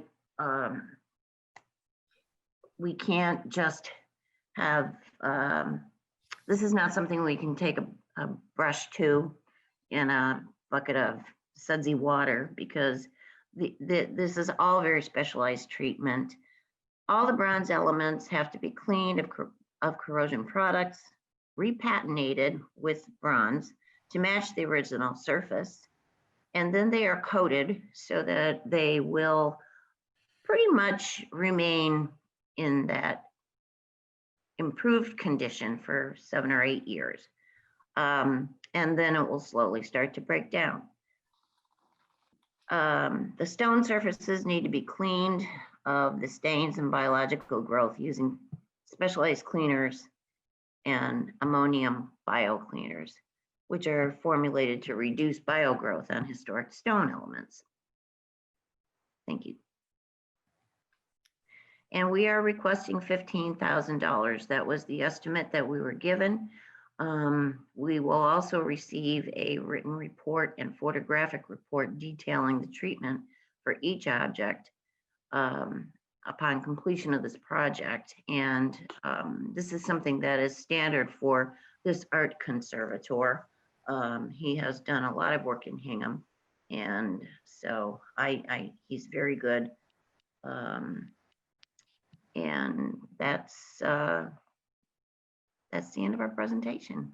questions. Thank you so much. Thanks, Andrea, and thanks, Keith. Bill, do you want to start? Bill Harrington is our liaison to this project. Okay, I guess I just have a couple questions. Andrea, is there a breakdown per monument as to the expected costs? No, not really, because I did ask, because Larry had asked me to do so, what the cost specifically for treating the mascot would be, and that is $2,000 alone. So the 15,000 is, it's unusual to get, you know, a specific amount for any of these things, because he just takes into account his time. And I have to tell you that my experience with this art conservator in the past is that he sticks to his estimate, and he does the work quickly when he's comes into town, and it's always high quality. Okay, and I think there is some question as to whether maybe you can get some funding from the Greenbush fund with respect to, I think, the dog memorial. That is true. Yes, it would qualify. Unfortunately, for this year, the funds have already been allocated. So it would be at least another year before we'd be able to take advantage of those. Okay, I guess my follow-up question on that is, do you think, and I don't know if you could do this, but do you think it would be appropriate? I know that you have a list of different monuments around town, maybe to substitute that one out and put one in, if you really think that the dog memorial one can get funded by a different source. Well, I just have to say, yeah, I mean, certainly we could do that. But on the other hand, yeah, it's only $2,000. Okay. All right. Well, you know, so sorry, Bill. I don't see it as, you know, anything that's going to break anybody's bank. So I disagree with you, Andrea, and this is something I feel really strongly about. CPC money comes from us, the taxpayers. Right. The Greenbush Fund comes from the MBTA. You are the administrator of the Historical Commission. You knew when the deadline for the CPC application was, but you missed the deadline for your own commission's grant application. And no, the town should not be asked to pay $2,000 because this can be leveraged a different way. And I'm sorry that you didn't apply to your own commission for the funding for that particular monument, but we couldn't possibly tell the town, well, it's just $2,000, it's not a lot of money, pay for it. It should come from the Greenbush Fund, and your own chair of your commission, who's on our CPC committee, said that the Historical Commission is behind the refreshing of these monuments and military markers. So that really needs to come out of the Greenbush Fund, even if it has to wait a year. It's not, oh, it's a small amount of money. It's an ethical thing. I don't agree with you, Larry. I don't think it's an ethical thing. You know, this is a town asset. And so just because it happens to be geographically located so that it could qualify, and I also am questioning whether, did you think I deliberately did not apply for the funds? No, I think it slipped under the radar, but I think it can wait. It's waited this long, it can wait another year. I, as a taxpayer, don't want to pay for something that you can get the money from somewhere else. And I don't want to recommend that to my fellow taxpayers for town meeting. To me, it's very cut and dry, and anybody else on my committee is welcome to weigh in. Can I just ask a question? I mean, what if the fund says, well, why don't you ask CPC for the money? It also qualifies for CPC. I mean, you could probably find, you know, sources of money for everything if you sort of dig hard enough and look hard enough. But I think it's a little unfair to say, why not come to us when this would qualify for CPC money? It's not true, Megan, that other projects can get money from elsewhere. And $2,000 spent on this is $2,000 less for affordable housing or for something else.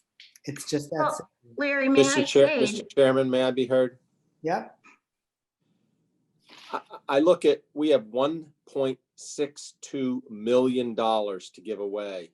Their ask is less than 1%.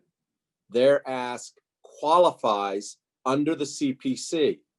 I think it is arbitrary to suggest that because they qualify elsewhere, they must go elsewhere, and find it, quite frankly, a little offensive to say that it is unethical for them to apply for something that clearly qualifies under the CPC. If you say it's disqualified because it doesn't meet CPC standards, that's one thing.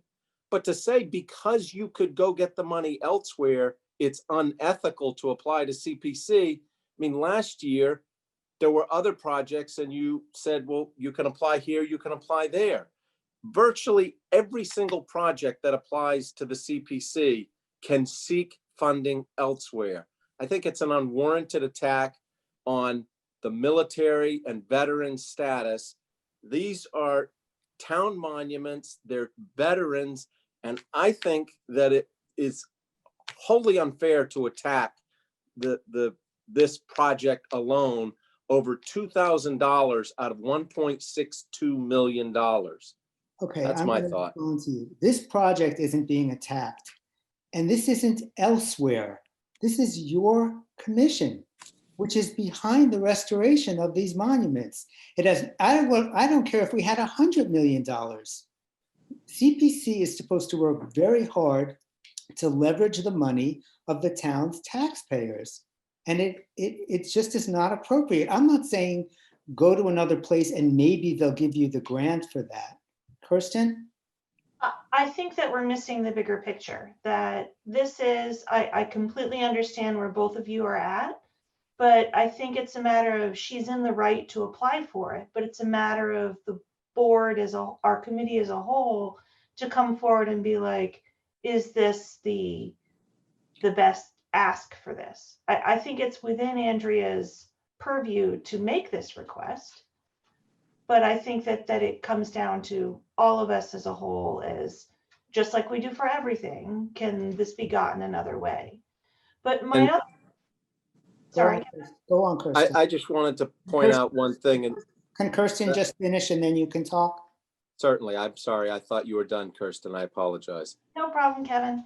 My other question though is how many more memorials do we know how many there are in total? I can't remember. 21. So after this or including these? 21 total memorials, war memorials in the town of Hingham. So are they all going to be requiring work? Is this like we're going to be getting for the next couple of years, like 4 or 5 a year? Or is this Correct? These are the ones that are in, sorry, was that Correct. a yes or was that? Yes, there. We were told, as Andrea mentioned at the very beginning, that the war memorials were somehow separated and some of them were conjoined. So there's a list I think she has of over, I want to say 80. Is that right, Andrea? Not quite that many, but Okay. Close.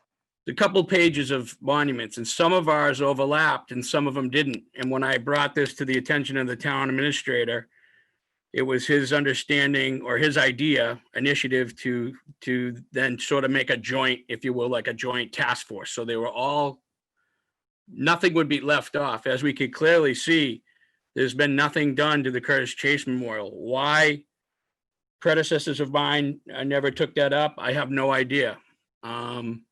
That's where I feel the bigger problem is that the town has, and I think it's right to memorialize these and that there should be acts of valor and these should be celebrated. But what I don't understand is why the town is coming to us now. Why isn't anything being done by the town on a regular basis to You could clean go, up you the could town go a and million different repairs. ways with that. Why doesn't the town paint GAR Hall? Why doesn't the town paint the tree barn? Why doesn't the town take care of any numerous assets that they have? I mean, I have all those questions. the list would be endless. That's an idea for the Board of Selectmen or the administrators that administrate the day-to-day operations of the town, why things are built and never taken care of. I heard the question to the previous project. That's a beautiful looking pavilion.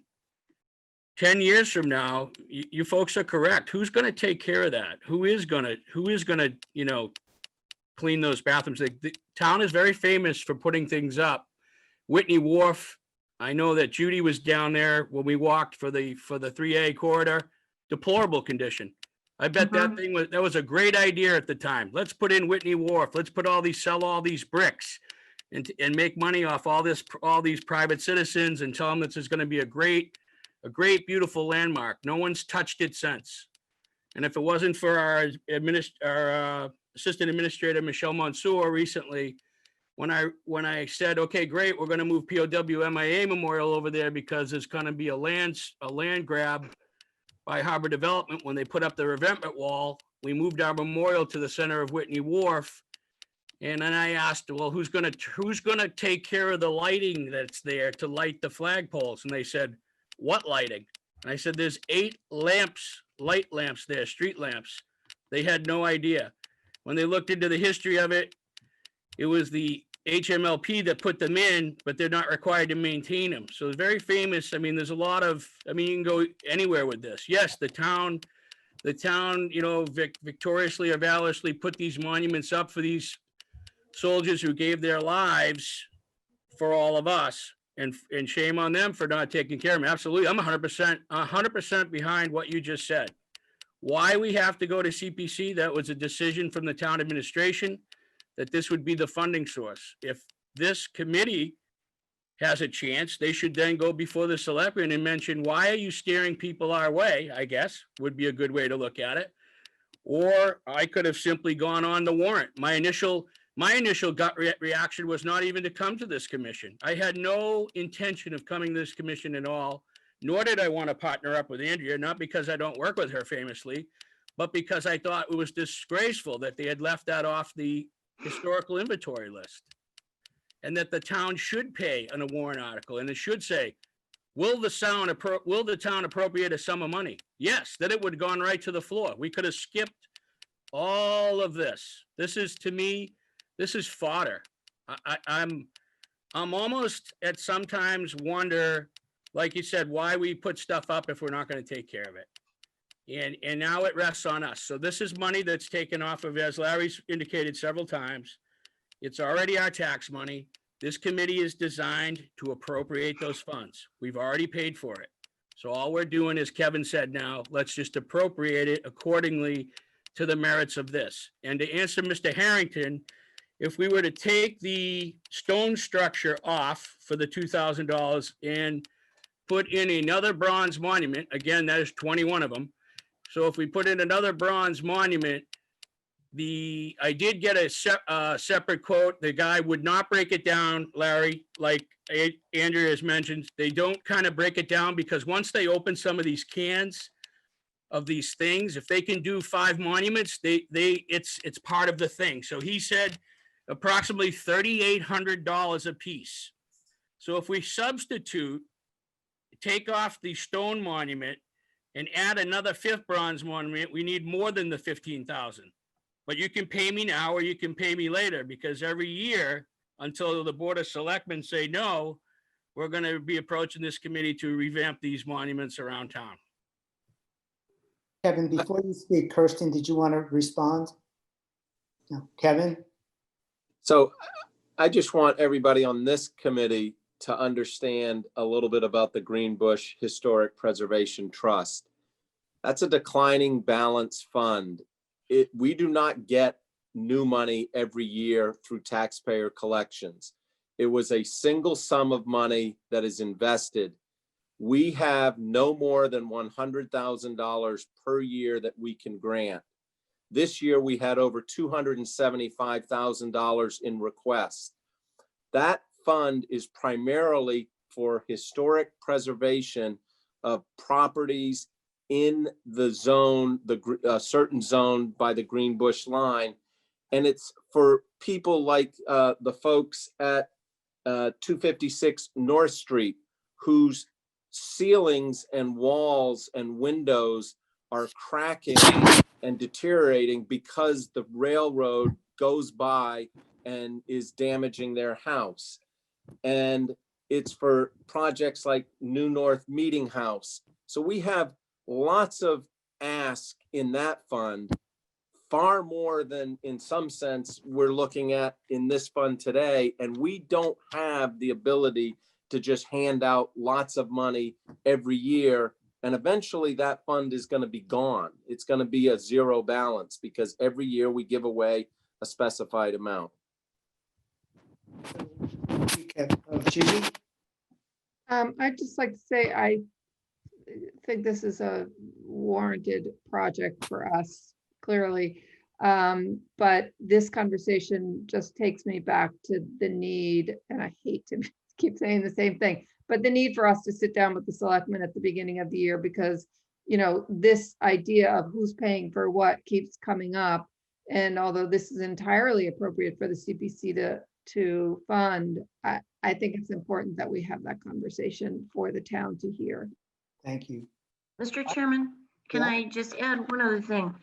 You know, the money that we received from the MBTA is also taxpayer money.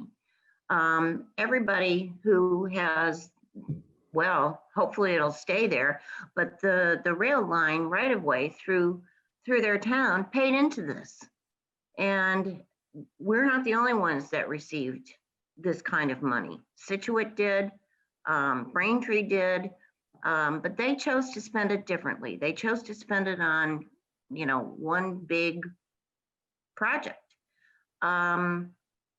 I have to say that I think the Greenbush funds have also, tonight, the Harbor Development Committee talked about the historic signs. That's where they got the money from, Greenbush Fund. And that was over $10,000 over 2 years that we invested. We have invested money in the Old Ordinary. We have invested money in Glastonbury Abbey.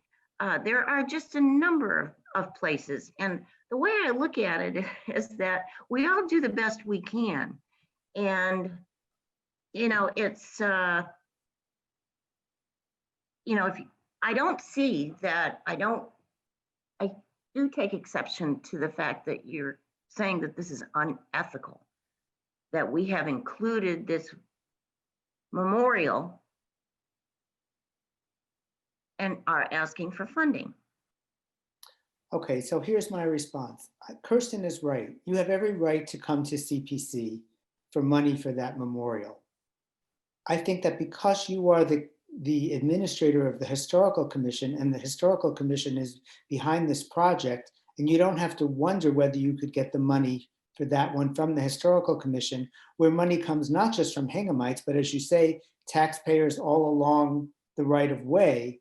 It would be more logical for the money that the Historical Commission wants to restore that to come from that rather than from the CPC funds. To me, that's to dial back my original comment, that would just be a much more logical source of funding for something that's eligible for green funds, which go not just to rattling windows, but as you say, to Old Ordinary, it's gone to Hingham Cemetery, it goes to all kinds of things. Memorials would fit right in there. But as Kirsten says, we heard your points, and it's up to us as a committee what to do from there. A couple of things I want to add, though, is that pole with the sign on it, Nui, was it? Yes. I don't think that was in your application. I It think is. in your original, there was a photo of that saying, do that. Okay. And the other thing is, at the site visit, when we went around to see all of them, you were asked by a couple of CPC members to please get quotes from other companies.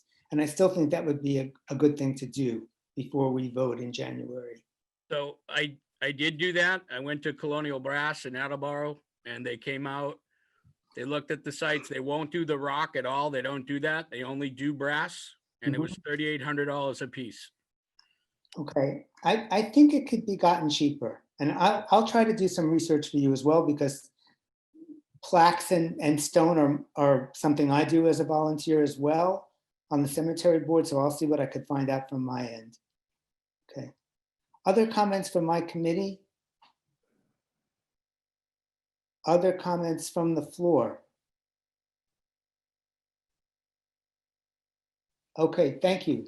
So we move on to the Hingham Affordable Housing Trust. And as I understand it, the chair of the trust, Tim White, is going to give an overview. And then Amy Farrell, who's a member of the trust, is going to go into the specifics of this year's application. Do I have that right? Close enough, Larry. Okay. Can I interrupt 1 second, please? Yes. I'm Judy Sneath. I'm a member of the planning board. The planning board's appointed member to the CPC. I just wanted the public to know that I filed the disclosure of appearance of conflict of interest as required under State General Law 268A, Section 23B3 with the town clerk, indicating that my husband is a member of the Old Ship Church First Parish. And as a family, we make contributions to the church, and he voted on a recent decision by the church to engage in a PNS to sell the parish house, which involves property that the Hingham Affordable Housing Trust is considering. I have no personal conflict of interest here, and I'm able to decide on this project in an unbiased fashion. Thanks. Thanks, Judy. Larry, this is Charlie. I too actually filed a disclosure of a potential conflict of interest pursuant to Mass General Laws, Section 23B, as a affiliate of the Protect Historic Hingham Group. But I too feel that I can look at this issue and with unbiasedness. And I also filed a disclosure for potential financial interest with my appointee, the town moderator, and have received approval to discuss this issue. And to vote on it, correct? Yes. Great. Thank you both. Okay, so Tim, are you going to talk first? Yes, I would, if that's okay, Larry. Yeah. Thank you, folks, for having us tonight. My name is Tim White, and I'm the chair of the Affordable Housing Trust. Tonight, I want to introduce you to one of our newest members, Amy Farrell, who some of you may already know, as she's been a long time and valuable volunteer in our town. With Amy's banking background, she was the perfect person to quarterback this 2020 CPC application. Amy replaces Britton Dubois, who's stepped down from the trust last spring and whose contributions to the trust and the town will be missed.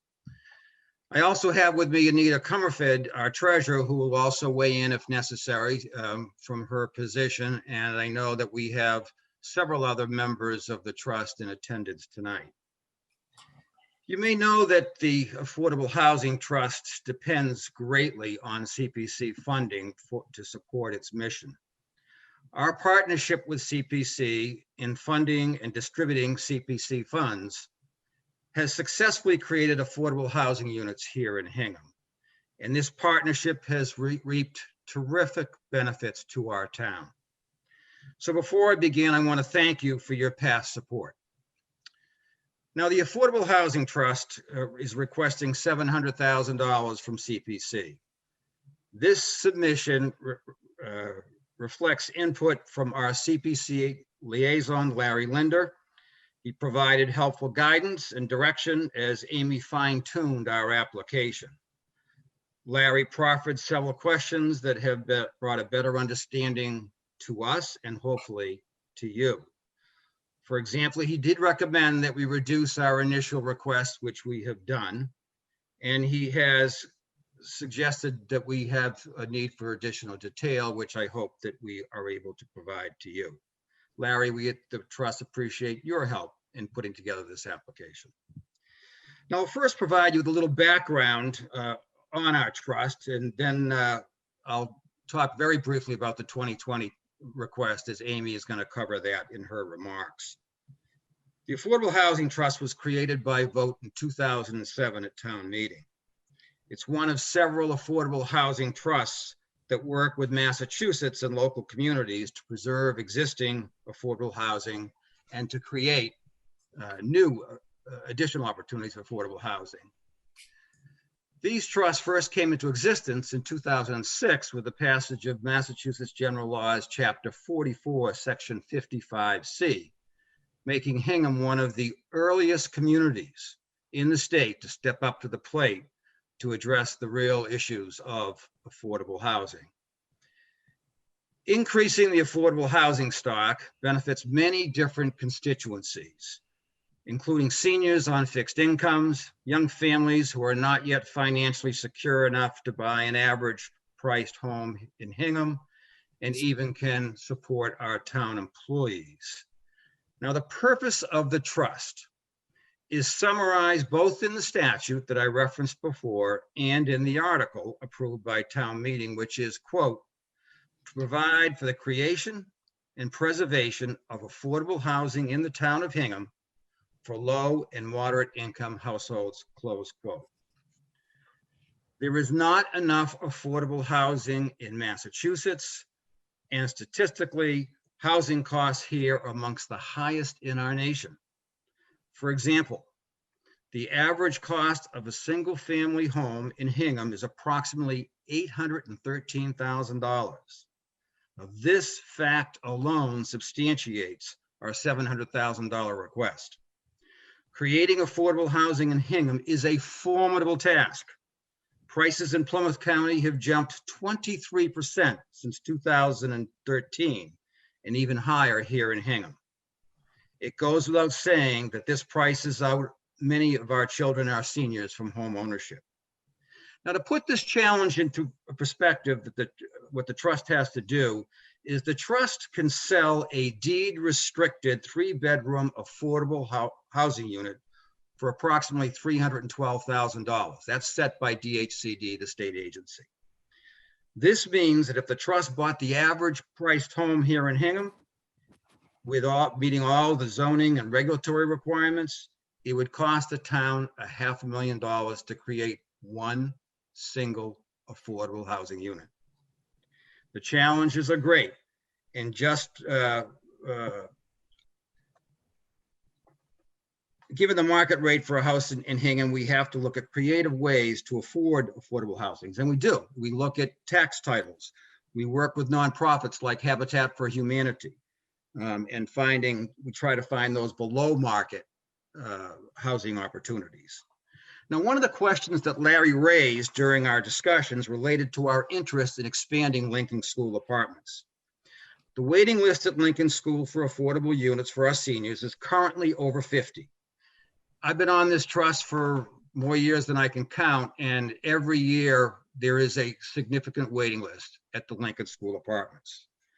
The trust first looked at this as a potential opportunity back in 2017, when I met with Old Ship and folks from Old Ship and the neighbors. It has been discussed publicly over the past 3 years, and neighbors, council, and the venerable Alexander McMillan have all attended trust meetings at one time or another.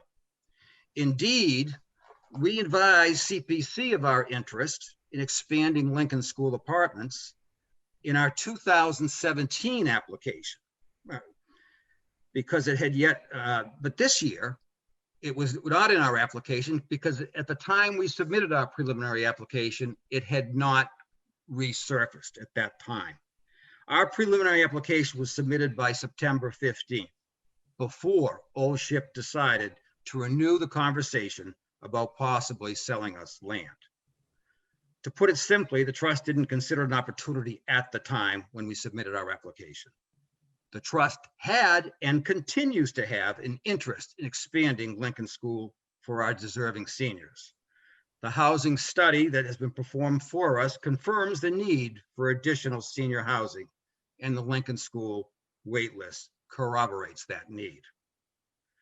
Now, Hingham has technically met its Chapter 40B 10% of affordable units and will likely maintain that safe harbor that protects us from unfriendly 40Bs with the 2020 census, although nothing is guaranteed.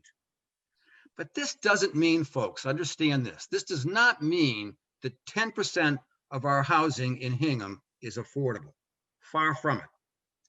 So the Department of Housing and Communities Development, DHCD, allows all the towns to count every rental unit that has been built pursuant to a Chapter 40B application.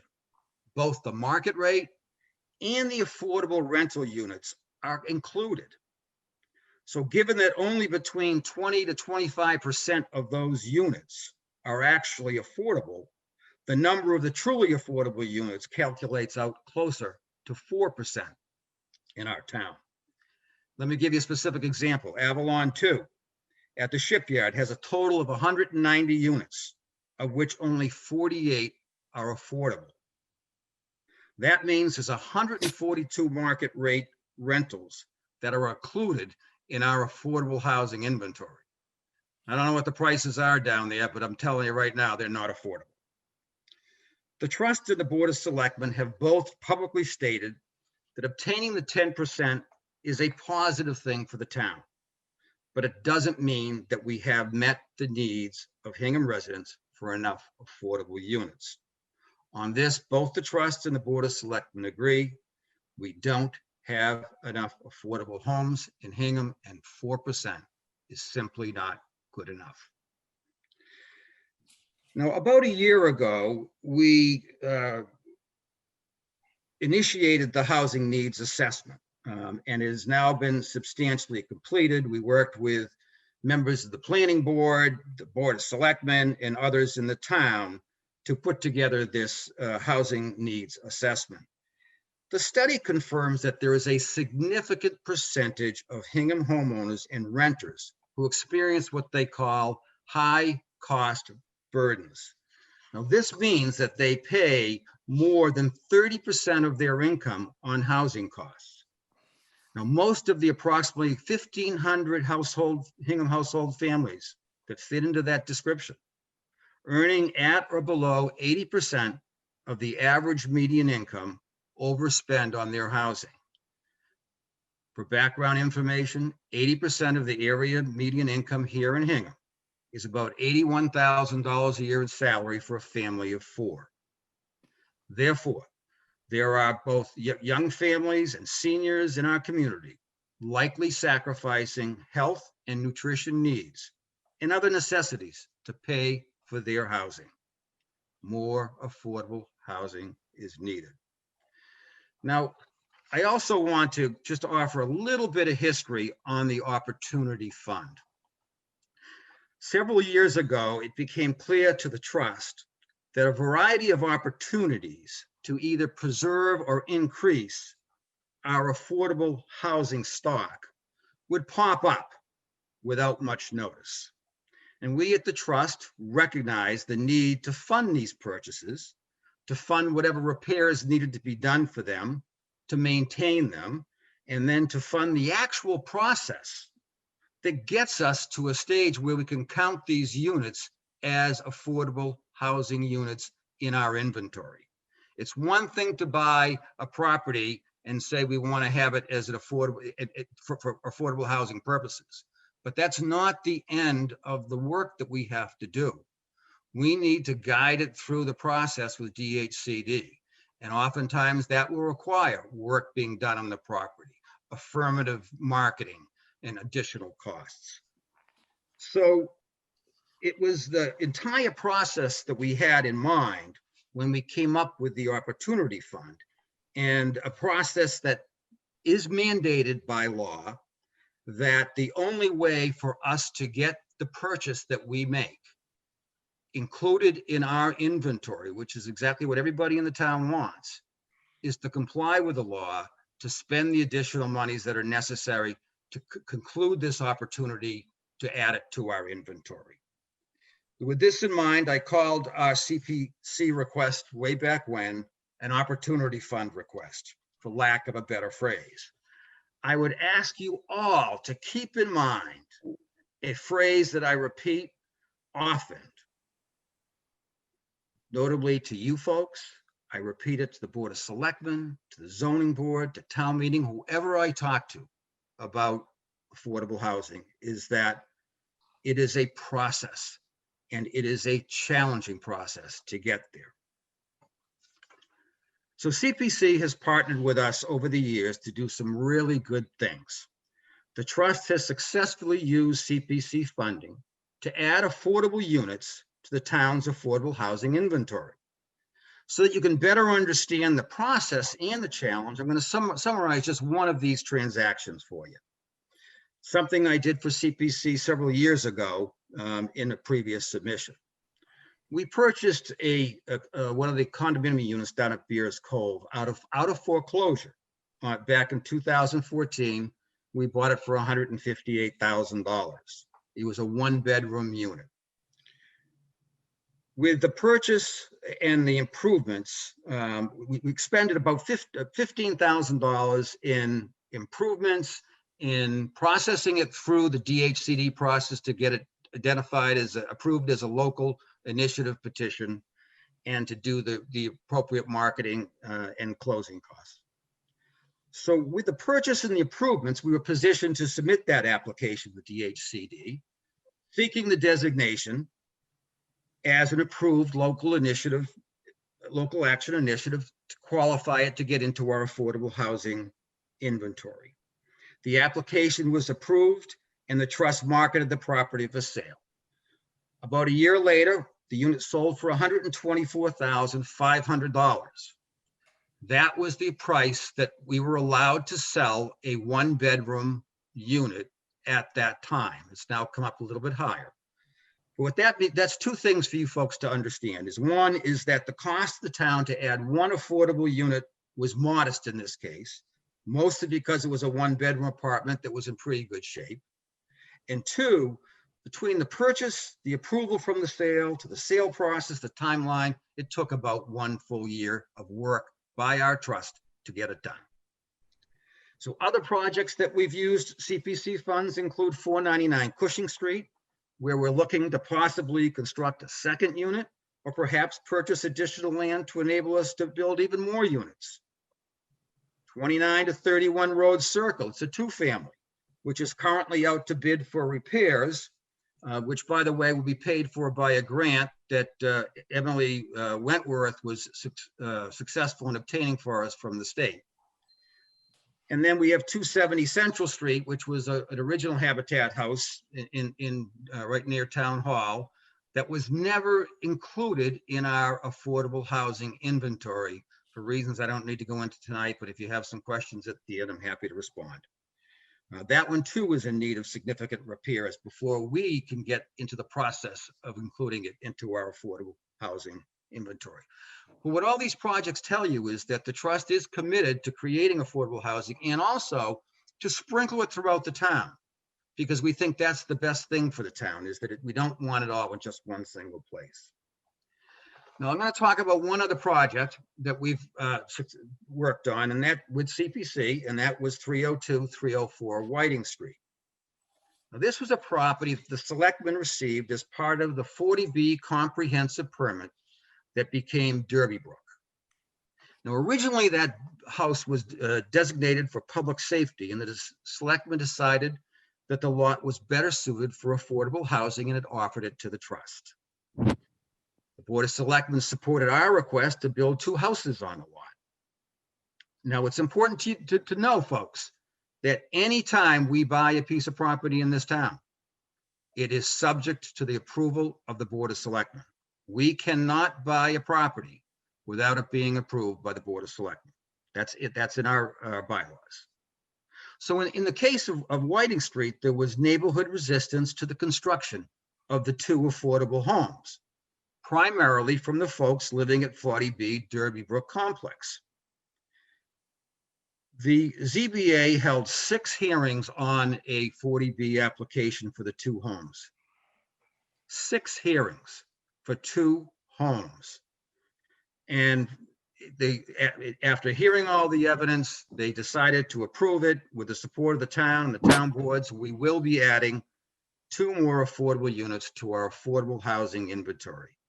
and we will partner with Habitat for Humanity to build and to sell the homes. Now, I share this with you simply to reinforce with you the extraordinary challenges that we at the Trust have to create affordable housing in Hingham. It's formidable, it's time-consuming, it's costly, and we can't do it alone. We've been blessed to have the support of many folks in town government, the selectmen, advisory, your predecessors at CPC, and others. We've had input from the professionals, including building inspectors, town engineers, and most critically, Emily Wentworth in planning. Whether it is expanding Lincoln School, planning the selectmen's parcel, developing Cushing Street or Whiting Street, our mission is the same. As set forth in the bylaw, we are assigned the responsibility to create, to maintain, and to preserve affordable housing in this town. You're partnering with us to make sure that housing is funded, can and will make it our job just a little bit easier. I want to thank you for the opportunity to Zoom with you and share with you the critical need for additional affordable housing here in Hingham. I'm going to be available for questions, but I would like to have at this point turn the presentation over to Amy and, if necessary, Anita. We can't do this without your help, folks. We invite you all to attend any of our meetings, share your ideas and what you think is important in affordable housing, and you rest assured that you'll be listened to. Thanks for your time. Thank you, Tim. Amy, before you start, Tim spoke for 20 minutes, and that's fine. I can't give you 20 minutes because then it's. I appreciate that. Okay. I do appreciate that, and I will do my very best. Okay. I will do my very best. So good evening, everyone, and I'm going to see if I can share my screen. Did it work? Yep. Okay. So good evening, everyone, and I will just provide a quick overview of our grant, but everyone brought their visuals, so would like to give you a few things to think about, and to an earlier point, I will share this with Larry after the meeting. So it's available for committee members. This is what you see in front of you is the Veterans Home, which is one of the first contributions that the Housing Trust made toward the creation of housing. And it reflects the broad commitment we have to this activity.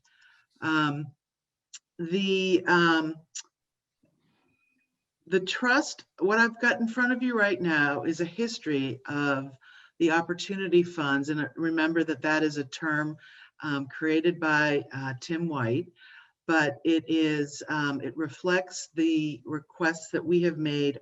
This will be our 8th request. And this shows the fundings that we've received over the last 8 years and the proceeds and the uses of those funds. And approximately $1.5 million has been received and an equal amount has been spent. And I think it's fair to say that these are primarily acquisitions. You see Central Street that Tim referenced, Road Circle, Rust House was actually a grant, and Beals Cove, the single 1-bedroom condominium, and Cushing Street. Here we have a view of the Central Street property. This is a single family home purchased in early 2020 for $119,000. We have a budget of about $100,000 to restore it, and there's been $25,000 expended to date.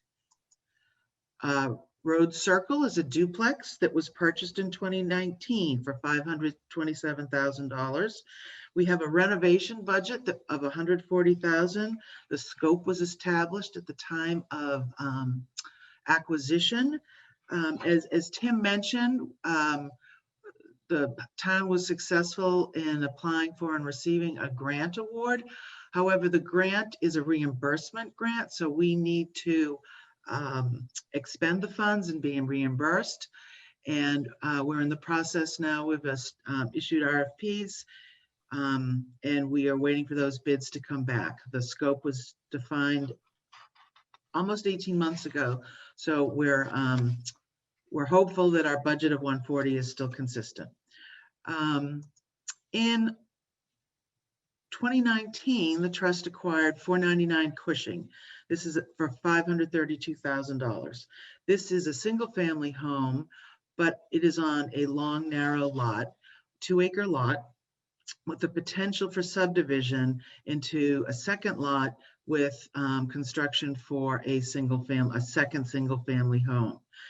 And we are in the process now of engaged services of an engineer to evaluate the potential to subdivide the lot and the viability of building a second home. These 3 developments, once completed, will create 5 units of permanently deed-restricted affordable housing. A CPC application this year seeks to restore the resources in our Opportunity Fund, and consistent with the prior uses of these funds, they'll be available not only to take advantage of as yet unknown transactions, but also to support the restoration and delivery of units already owned and purchased by the trust. I'll speak to this in a moment. This year, we're asking for an amount which recognizes that our most recent market purchases have been more than $525,000 apiece. And each of them will require additional resources in order to bring to market. In support of our request and to further emphasize the needs of housing that is affordable in Hingham, I'd like to offer some other points from the housing study that Tim referenced. The study concluded that we continue to need restricted rental and home ownership interests in town. While the town has met its minimum set aside of 10%, that number could change as units are developed and added to the town's home inventory of household units. And so we are at risk if those numbers should change. One of the interesting statistics in the study is the description of what a household would need to earn in order to afford a median priced home in Hingham. So the median sales price of a house in Hingham is $813,000. And if a home owner were to assume conventional mortgage financing with a 20% down payment, they would need to earn $187,000. Assuming perhaps a lower homeowner income, family income of $125,000, assuming the same financing contingency, a 20% down payment, a home price of $544,000 could be supported. And that gap of almost $300,000 is referred to as a housing affordability gap. So that's part of the mismatch that we have within our housing stock here in town. The data from the housing study also acknowledges that while household incomes in Hingham did grow, typically when you see growth overall in income, you'll also see a decrease in the number of households in the lower income ranges, but that actually hasn't happened in Hingham, where the numbers and percentages of households in the income ranges below 35,000 have actually increased. Those earning at or below 15,000 increased between 2000 and 2017 and 2017 to 7% of all households from 5%. 412 units to 611 households are now at that level. The link to the housing study we can also share after this meeting, because I think that may be helpful for some who don't have as much information on this. And then the last piece would be on the demographics was something that I think folks are very familiar with, is the shift in the older ranges as the number of those aged 65 years plus grew by 77% between 2000 and 2017, while the population as a whole increased by about 16%. Population, and this percentage of elders, which I'm approaching, increased to 14% of all residents, from 14% of all residents to 20%. Consistent, I think, with what folks are aware of. And moreover, those 85 years of age increased by 179% during this period, 2000 to 2017, from 2 to 5% of all residents. To be respectful of things that we've already talked about, and Tim has already spoken to this. What you have on pages, I don't know if you can see my page numbers, but page 6 and 7 is what's known as the inventory. This comes from the Department of Housing and Community Development, and it's a Chapter 40B subsidized inventory. And this shows you, I don't know if I've got people in front of it. Hopefully you can see that this shows total subsidized housing inventory units of 1,005 with 8,800 total housing units in town, and the subsidy includes 11.3%. If we, as Tim mentioned earlier, if you look at some of the larger developments, Linden Ponds, excuse me, Linden Ponds is also included, Avalon, and those 100% of those units are included. Obviously 60% of the units at Lincoln School, but not 100% of these are actually affordable. Attached is a picture of the Rust House, which is a shelter for women who have recently experienced safety concerns, and that was one of the supporting advances that the trust has made. And I guess I'd like to focus just a bit on this. The trust has been able to be fortunate enough to receive the support of the CPC, but as we look at the resources that have been available and made available, community housing has received the minimum that the statute requires. And we recognize that in some ways that is reflective of the opportunities that may be presented by single transactions for open space and historic preservation.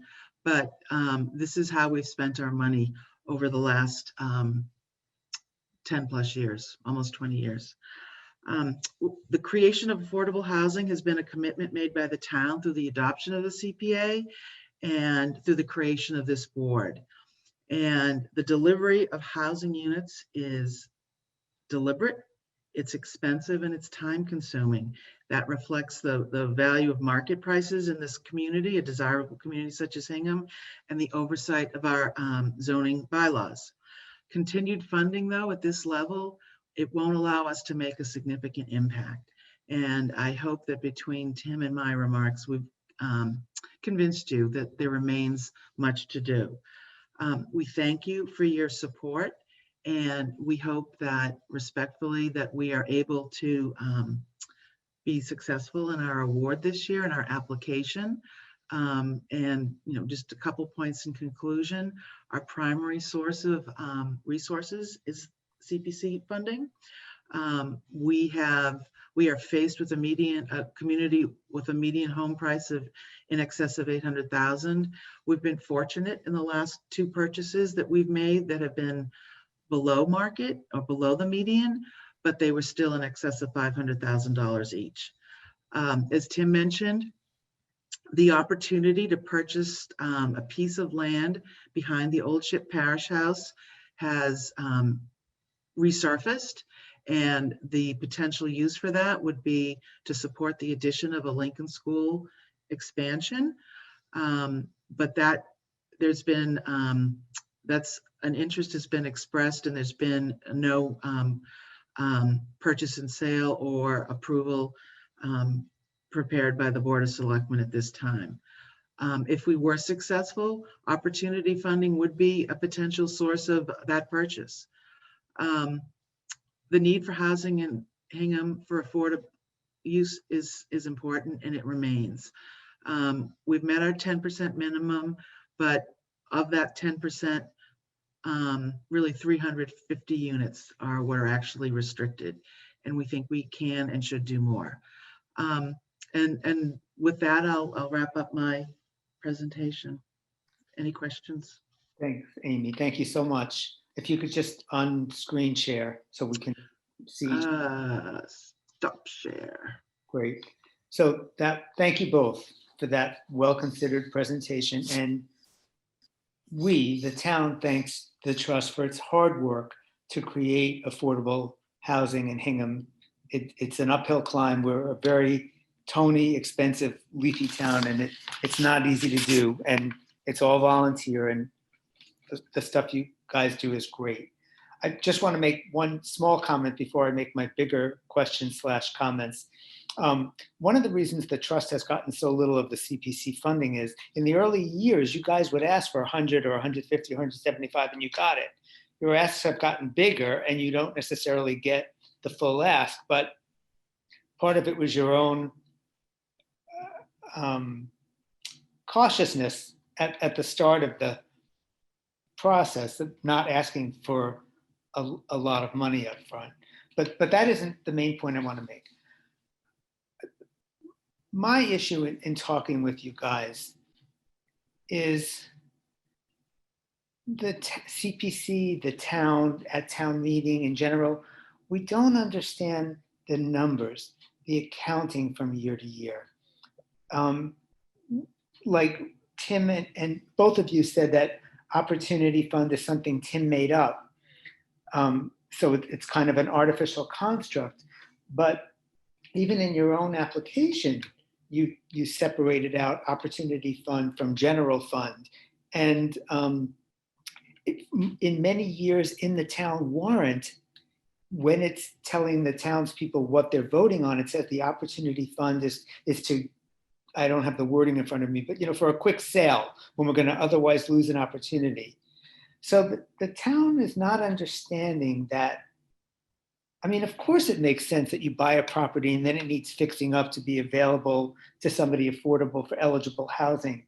But it's been made so clear to us that there's opportunity funding and there's the general fund. And I even asked in one email, are the two funds fungible?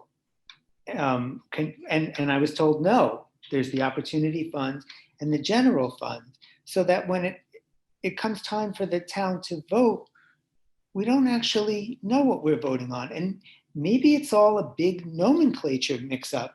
Maybe it needs to be said that this is for HAHT and the money might go to a sale that would otherwise fall away from us, but it could also go to housing that we already bought and need to fix up, or it could go to legal fees, or it can go to closing costs.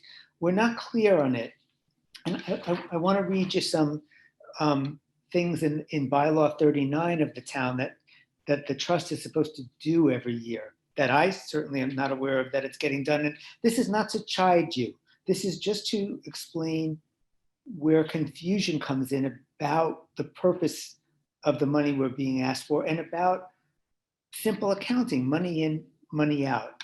It says, each year the trust shall provide, this is bylaw 39, each year the trust shall provide to annual town meeting a transparent and detailed financial report on the year's activities. And then it says, as well as a cumulative report on all of the activities of the trust since inception, reflecting how the trust has used its funds. The report shall include, but not be limited to, sources of funds, which we understand is mostly CPC, a description of projects undertaken and the status of those projects, a schedule of all amounts spent, including for preservation of affordable housing, for creation of affordable housing, for grants or loans to other entities for preservation or creation of affordable housing, for administrative support, and for any other purposes permitted under this bylaw, and a prospective view of the trust's expected operations for the next year to the greatest extent possible. So what I'm saying is, we would just like, and by we I mean CPC, but the town at large, just tell us this is how much money let's say there is no general fund and opportunity fund. Let's just say there's a fund. Let's just create that template for the purposes of this conversation. So just say we started out this year with X amount, we got Y amount from CPC and Z amount from some weird grant, and here's what we did with the money, and here's what we're still waiting to do. And we think this might come along next year, but we don't know. And we're not sure if we're going to be ending up using the money to acquire a property or to fix up that property. We're just, I feel in the dark, not because you're trying to keep us in the dark. You know what you're doing, and you're showing us you're doing good work. You're buying properties, you're rehabilitating them, you're getting into families who wouldn't otherwise be able to live in Hingham. But there's just never a clear in out, and that's the frustration, and that's the accounting for that I think we need. And I don't care if you every year give an accounting of everything that's happened from the beginning, but a really clear year to year would be great. And then it would be, you'd have, I mean, everybody already thinks you do good work, but then they would understand what they're contributing to with their CPC money, with their tax money that goes to CPC. So to me, that's the thing, not are you doing good work, aren't you doing good work? It's sort of like what's happening year to year, in versus out. If I go to the Rec Commission or the Historical Commission or CPC, if I go to the town accountant, I can get like in a minute any numbers I need, and this is what happened and this is what it went to, and I can't get that for the trust. And it's confusing and it's frustrating.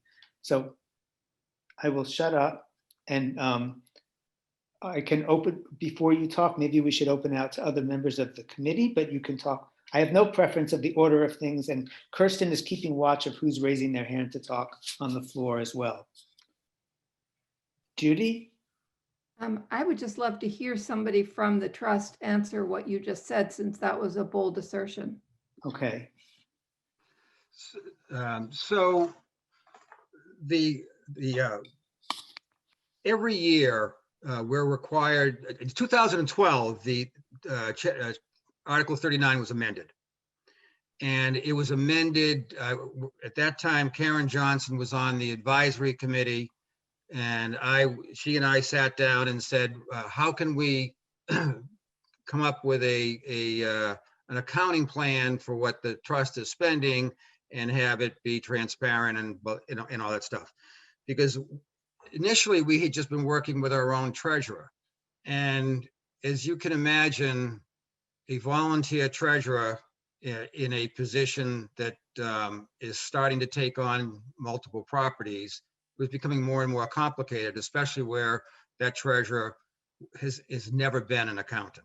We've never had an accountant on our trust.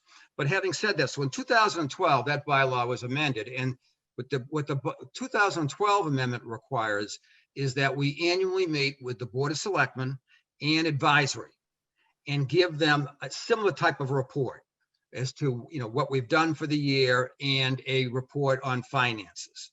We have done that religiously. We have done it every year. This year, except for this year, it's a fall meeting anyway, so we're not too far behind. We met with advisory in the spring. We've had one meeting with the selectmen, but an annual report is due this fall. But last fall before, we've been doing it all along. Secondly, our reporting is basically controlled by the town accountant. So, I've said this 1,000 times, that when it comes to the money in and money out, I went to law school for a reason. I don't do math. And I look at the reports that we get on the munis, the Sue Nickerson does, and I know she knows what she's doing, and she's been a fabulous help to us. But to explain it to me, I mean, I could tell you what we spent, what we paid for, what we spent, and what we sold that unit, the Beals Cove unit for. And I can tell you that for most of the properties, not off the top of my head, but without too much trouble. But what we need, and we have been in the queue now for about a year, is some paid professional help. You may be aware that Emily had actually hired 2 staff people that didn't work out, but they had come to the trust meetings and that they were supposed to be taking on and relieving our poor overworked treasurer, who has a full-time and a half-time job, and this is another full-time job on top of it. What we have been told is recently was that there was a freeze on hiring. But because perhaps I screamed loud enough and long enough, we are now told that we are actually going to get a paid person to come in to do the types of things that Larry's asking us to do. I don't think what Larry's asking for is unreasonable, but it is not true that we haven't done what we're supposed to do under the bylaw. We meet with the selectmen. I meet with him. My treasurer joins me. Treasurer gives the financial report. I give the overview like I did with you folks tonight. It's usually a little bit shorter, and I apologize for the length of it tonight, but with all the questions that we'd received, I felt as though it was important to give you folks a comprehensive understanding of the history and of the struggles that we face when we attempt to create affordable housing in town. So hopefully that answered your question. I would, if it's okay, Larry, I would certainly invite our treasurer if she deems it necessary to supplement anything I've said. Yes, and I want Anita to speak, but before she speaks, are you saying what I read is no longer the bylaw, that it's been amended since then? What I'm saying, yes, is that bylaw was amended in 2012. Okay, so in other words, it's no longer in the bylaw that the trust shall provide to annual town meeting a detailed financial report? I don't have the 2012 amendment in front of me. Okay. The reason I'm But asking— I can tell you that, Larry, what I can tell you is this, that when I met with Karen Johnson, the whole point was for us to put together a reporting system that would be transparent and regular. And that's what we have done. So other than, I just don't know the exact language, except that I know we're obliged to annually report to the advisory and annually report to the select. Okay, that's great. I want that report. I think everybody in the town should have it. If that's what I'm trying to say, if you're not a selectman or an advisory board committee, you don't have the information. And yet we're CPC, but we're supposed to make a recommendation from a black box. That's what's vexing. Not that I understand you don't have a professional accountant, but I would love to get this solved. So, Anita? Hi, Anita Comerford, 893 Main Street. I am the treasurer, the overworked and harassed treasurer of the Affordable Housing Trust. And I just want to backtrack to Larry's question where he talked about the two different accounts and whether they were fungible or not. Actually, the accounting for the Affordable Housing Trust is a little even more complicated than that, because we really have three funds, because we also manage Lincoln School. And so when we do our accounting and we are placing money in funds, it's all based on source. So money that comes in from the bond for Lincoln School all goes into the Lincoln School Fund. Money that has restrictions to it goes into Opportunity Fund. And then anything else, any other source of income that we have goes into our general fund. And those sources are varied.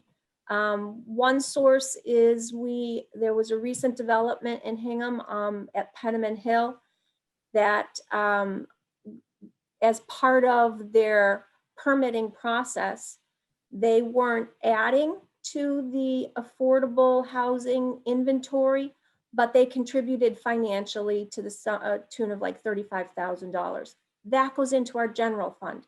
We can spend that unrestricted.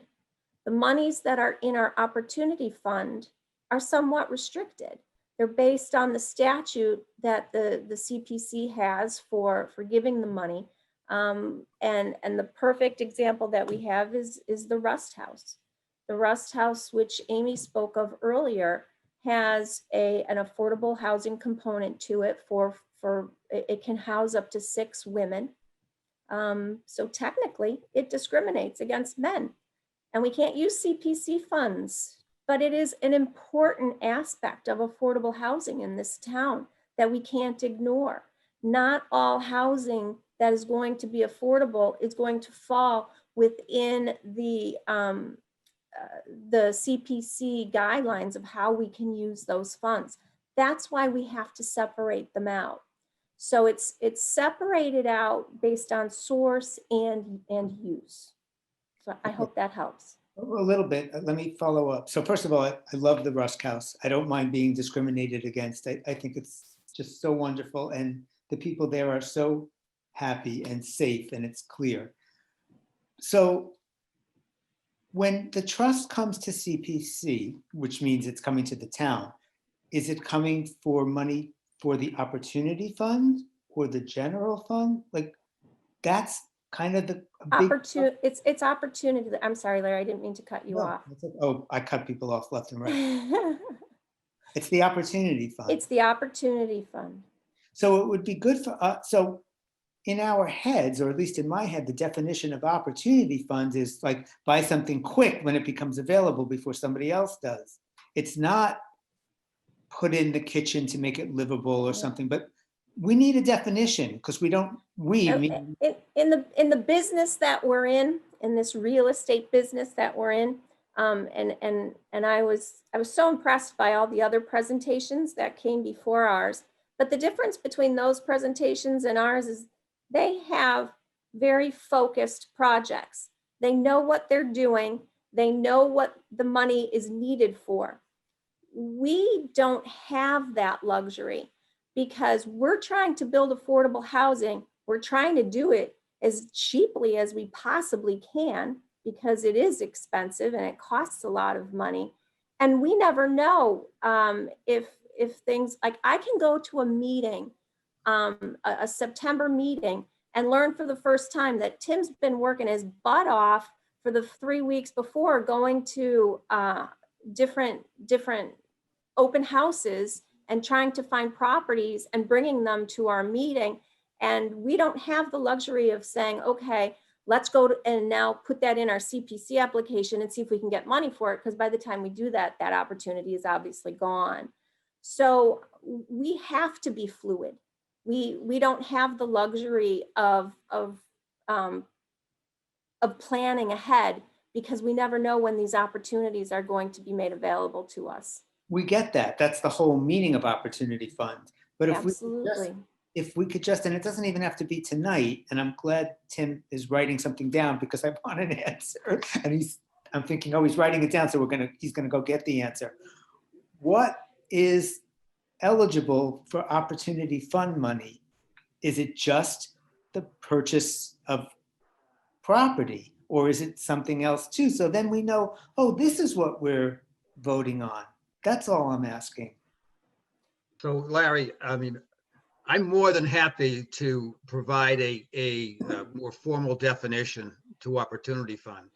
But I will say that last year when Britton and I presented, I know I made it very clear that what Anita just said is that and as I said in my opening remarks, and I certainly don't want to repeat them, but it's not just the opportunity to buy, it's the opportunity to add a approved affordable unit to our inventory.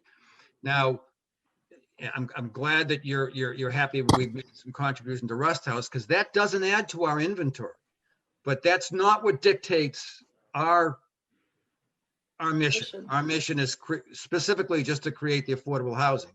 On the other hand, we recognize that citizens in the town are concerned about having the 10% because nobody wants to have unfriendly 40Bs if they can avoid it. So for us, if there's any opportunity, the Central Street property, even though it was built by Habitat, even though we were able to buy it back, can you believe we can buy that house back for $119,000? It was not included in our affordable housing inventory because the restrictions didn't meet the standards of DHCD. And that's not a criticism of the town or Habitat because that was universal throughout the state back then. It was sort of before everybody kind of figured out the landscape and how to go about it. And I think that's the same thing, just to respond, Larry. I got to take responsibility for those earlier submissions, even if I wasn't the chair, because I certainly was on the trust. And for us, it's been a learning experience. And, tonight's a learning experience as well. And I do, have high hopes that this is the third time's a charm, that we will get some professional help to deal with a position that simply has got to be a paid position, and that they will be able to create the types of accountings that you need. Anita does a great job, and I mean, and she's not an accountant, you know, and she can take those munis and make them at least somewhat understandable, so that even a dummy like me, when it comes to math, can at least have a good grasp of it. But going forward, I mean, we will absolutely be getting some extra help. The town has told us that this time around, and I think that that'll make a tremendous difference, certainly from your perspective in our annual presentation. I was told that by the town too, so I think it'll happen. You had me at, I will get you a formal definition of what is eligible under opportunity funds, since that's what CPC is responsible for thinking about. Sure. I'm hearing it's essentially purchasing or acquiring property. It's not general fund stuff, but if we can get a definition so we know what we're recommending money for, that would be great. And Sure. believe it or not, I will shut up and let other people on my committee ask questions or make comments, and then I'm going to open it out with Kirsten's help. Very quickly, is the request still for $700,000? Yes. Others on CPC? Okay, Kirsten, does anybody have that? Oh, Megan? I mean, I just want to say that CPC, I feel, has not adequately funded affordable housing the way that the town intended it to at town meeting, the way that the state clearly intends it to. I mean, I'm on here as the representative appointed by the housing authority. You know, the state clearly wants this organization to recommend affordable housing, and this really should be a priority. And this seems like the year. You know, last spring at town meeting, there was, you know, some question about whether buying the Lincoln House would prevent money from going to affordable housing. I stood up and I said, no, it wouldn't. No, you know, I had been appointed, but I had never been to any meeting, so I didn't speak as a member of the committee. But I spoke as a member of the housing authority, saying that buying the Lincoln house would not take money from affordable housing. You know, I know that did sway some people to vote for that purchase, because they told me so afterwards, and I don't want to be a liar. You know, funding affordable housing is very important, and it should be the priority of this committee whenever possible. That's just what I want to say. Thanks, Megan. Judy? Were you going to say something? Well, I just, as you know, and everybody on this board who was on this committee last year knows, I feel that, like Megan does, that affordable housing has not gotten its the amount of funding from CPC that this town would have liked it to get, given the master plan conversations, given conversations we've heard when unfriendly 40Bs come to town. We want control over the housing stock in this town, and it should include affordable housing. So I do hope that you can get the accounting hours you need before our January meeting. So our conversation is not about accounting, but it's about creating affordable housing. Thank you. And actually, I'd just like to say one more thing. The units at Avalon, and I assume at many of these other places, I think that they're just only affordable for 25 years. Can somebody correct me if that's wrong? There's a time limit, and the clock is ticking. And the reason that all these 40Bs got built was because Hingham did not get ahead of the game in building affordable housing. And then there was a mad rush so that we wouldn't get any more 40B problems. But once all of these units expire, all of a sudden, it's going to be the exact same situation. So right now is the time to start building up affordable housing again, so that we are not in that situation when those units no longer qualify as affordable. Thanks. Others on our committee? Anybody? Okay. Kirsten, does anyone have their hand raised as you're scrolling? I see a nice Kathleen Amante. You're muted. You have to unmute. Can you unmute yourself?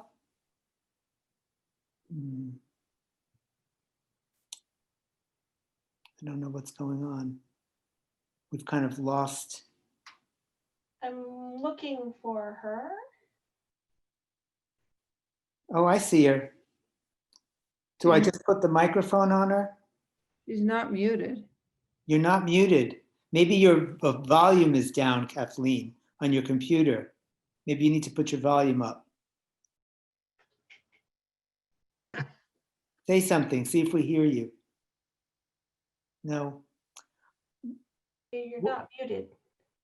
Yeah, you're not muted. Let's move on and shout out if your voice materializes, okay? Okay. Jennifer, I see your hand up. So Vicki, this is Jennifer Bertner. We're not hearing you. No, it's not. Am I unmuted now? Now you're here. Now you're here. Sorry, it wasn't allowing me to unmute. So I have questions both for the CPC board, but also for the Housing Trust representatives. I'm confused, frankly. I've read over your application. I was at the last CPC meeting where Amy Farrell was there for a little bit, heard the discussion that I guess is outlined in that long memo. But I'm coming at it from a slightly different perspective. I have been quite involved over it. I've been an Old Ship member since I was 14 years old.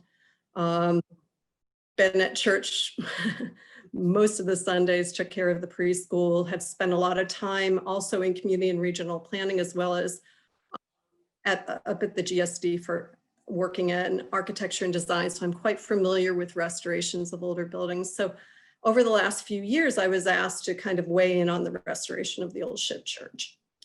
During that time, as you all are probably very aware, the Old Ship Church has had a very divisive and conflictual period of significant numbers of the people wanting to save the building, restore it, use it for other community programs, LGBT youth, elder care, all sorts of different options were put forward, but it kept getting turned down by the Board of Trustees, all these other options of how to use this building for the good of the community. And in the background, there was always a discussion that the Board of Trustees really did want to sell this to a developer and to the Affordable Housing Trust. And so as we were going through making all of these proposals, why don't we do this with the building, that with the building, we kept on getting a lot of pushback from our own Board of Trustees saying, well, we're kind of in negotiations with someone. And who they were in negotiation with was a developer who now they have in the process of signing a PNS with, DJ McKinnon, and the and Atlantic Development and the Affordable Housing Trust.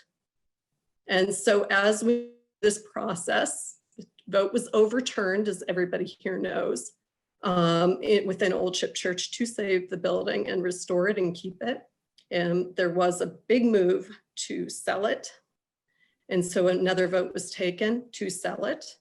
And then within that to move on a PNS, which that vote happened last night within 24 hours of this meeting.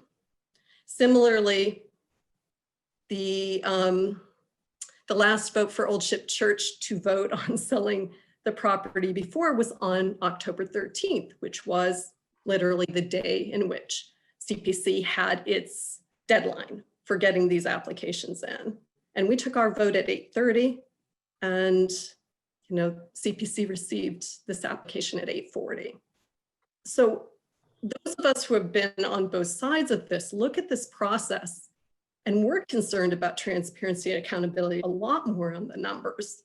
We are very concerned about the process because what we're seeing from our perspective is, and forgive me for saying it, because I love my town very much. I'm very committed to architectural preservation. I've worked most of my life actually in affordable housing throughout Latin America, in Asia, and in the United States.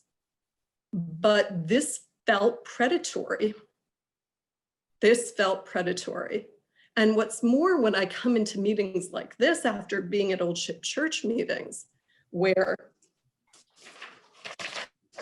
images like this are being presented to us, which show that there's an expansion of the Lincoln Apartments. And I will read 23,400 square feet on 7,800 square feet on 3 floors. There will be 36 units at 520 square foot per unit at 80% efficiency. There will be 80 to 20 parking spaces below the building. This is drawn up by Union Studio Architecture and Community Designs. It is dated on January 23rd, 2018. And then we're also sent out and presented at these meetings. Give me a moment. PowerPoint presentations that read this. Proposal to sell land to Affordable Housing Trust as of October 2020. Background. Having engaged with Affordable Housing Trust since 2016 about possibly selling land to expand Lincoln School Apartments, this will be affordable housing for seniors. Project will add 36 units, 3 floors at 12 units each. AHT board continues to support buying land. AHT has, quotes, banked all the necessary funds. AHT needs approval only from selectmen. The business terms broken down.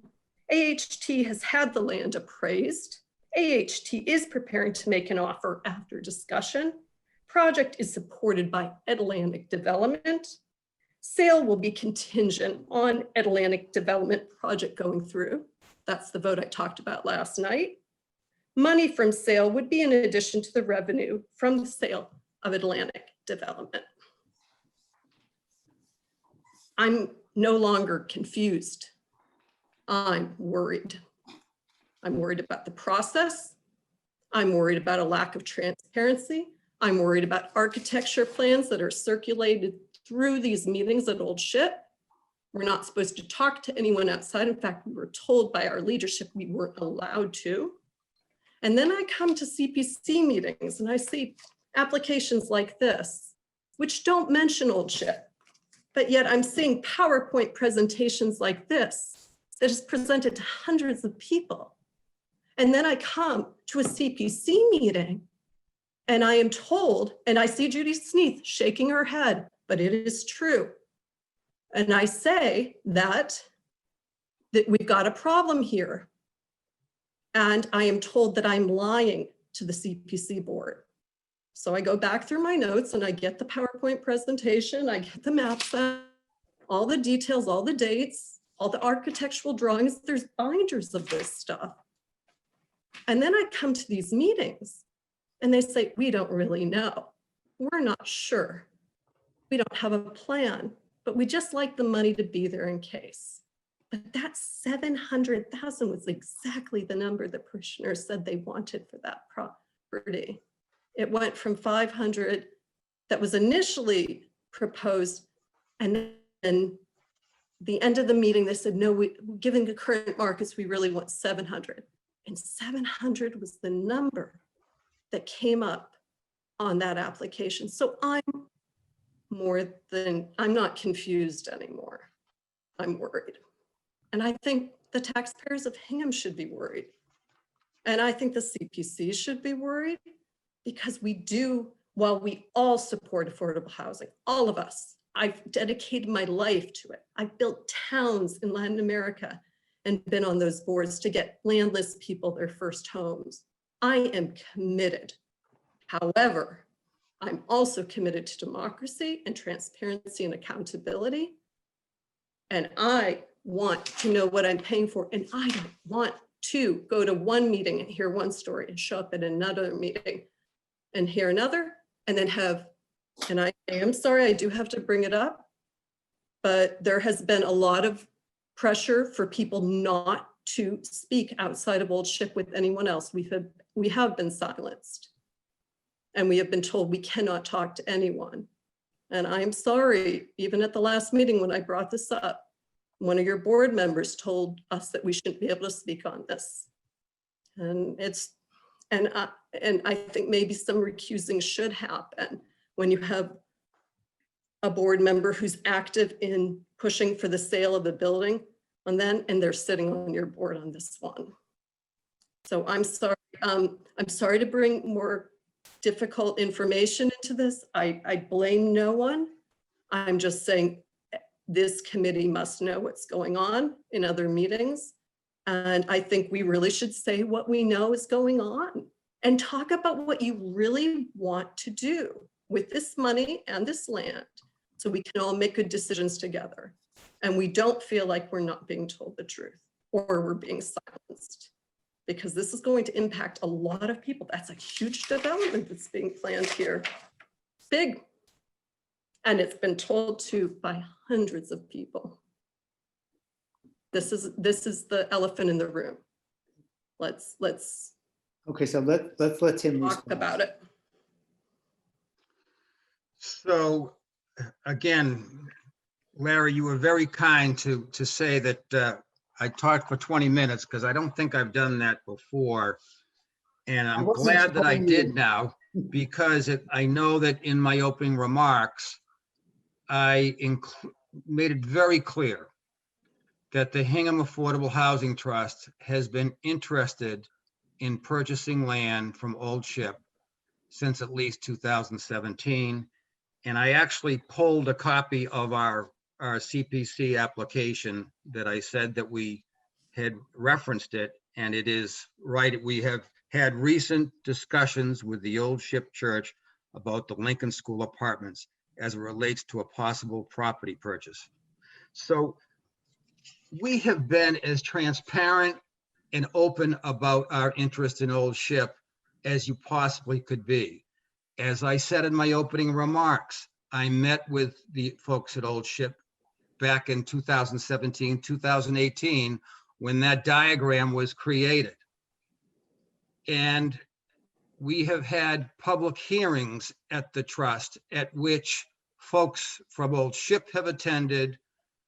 Alexander McMillan has attended. I think it was George Ford, God love him, was in attendance as counsel for the neighbors. And there were neighbors at our meetings. It isn't a secret. There's just, if we knew about it, we put it in 2017. Why wouldn't we put it in 2020? It doesn't make any sense. It makes no sense at all. Why wasn't it put in?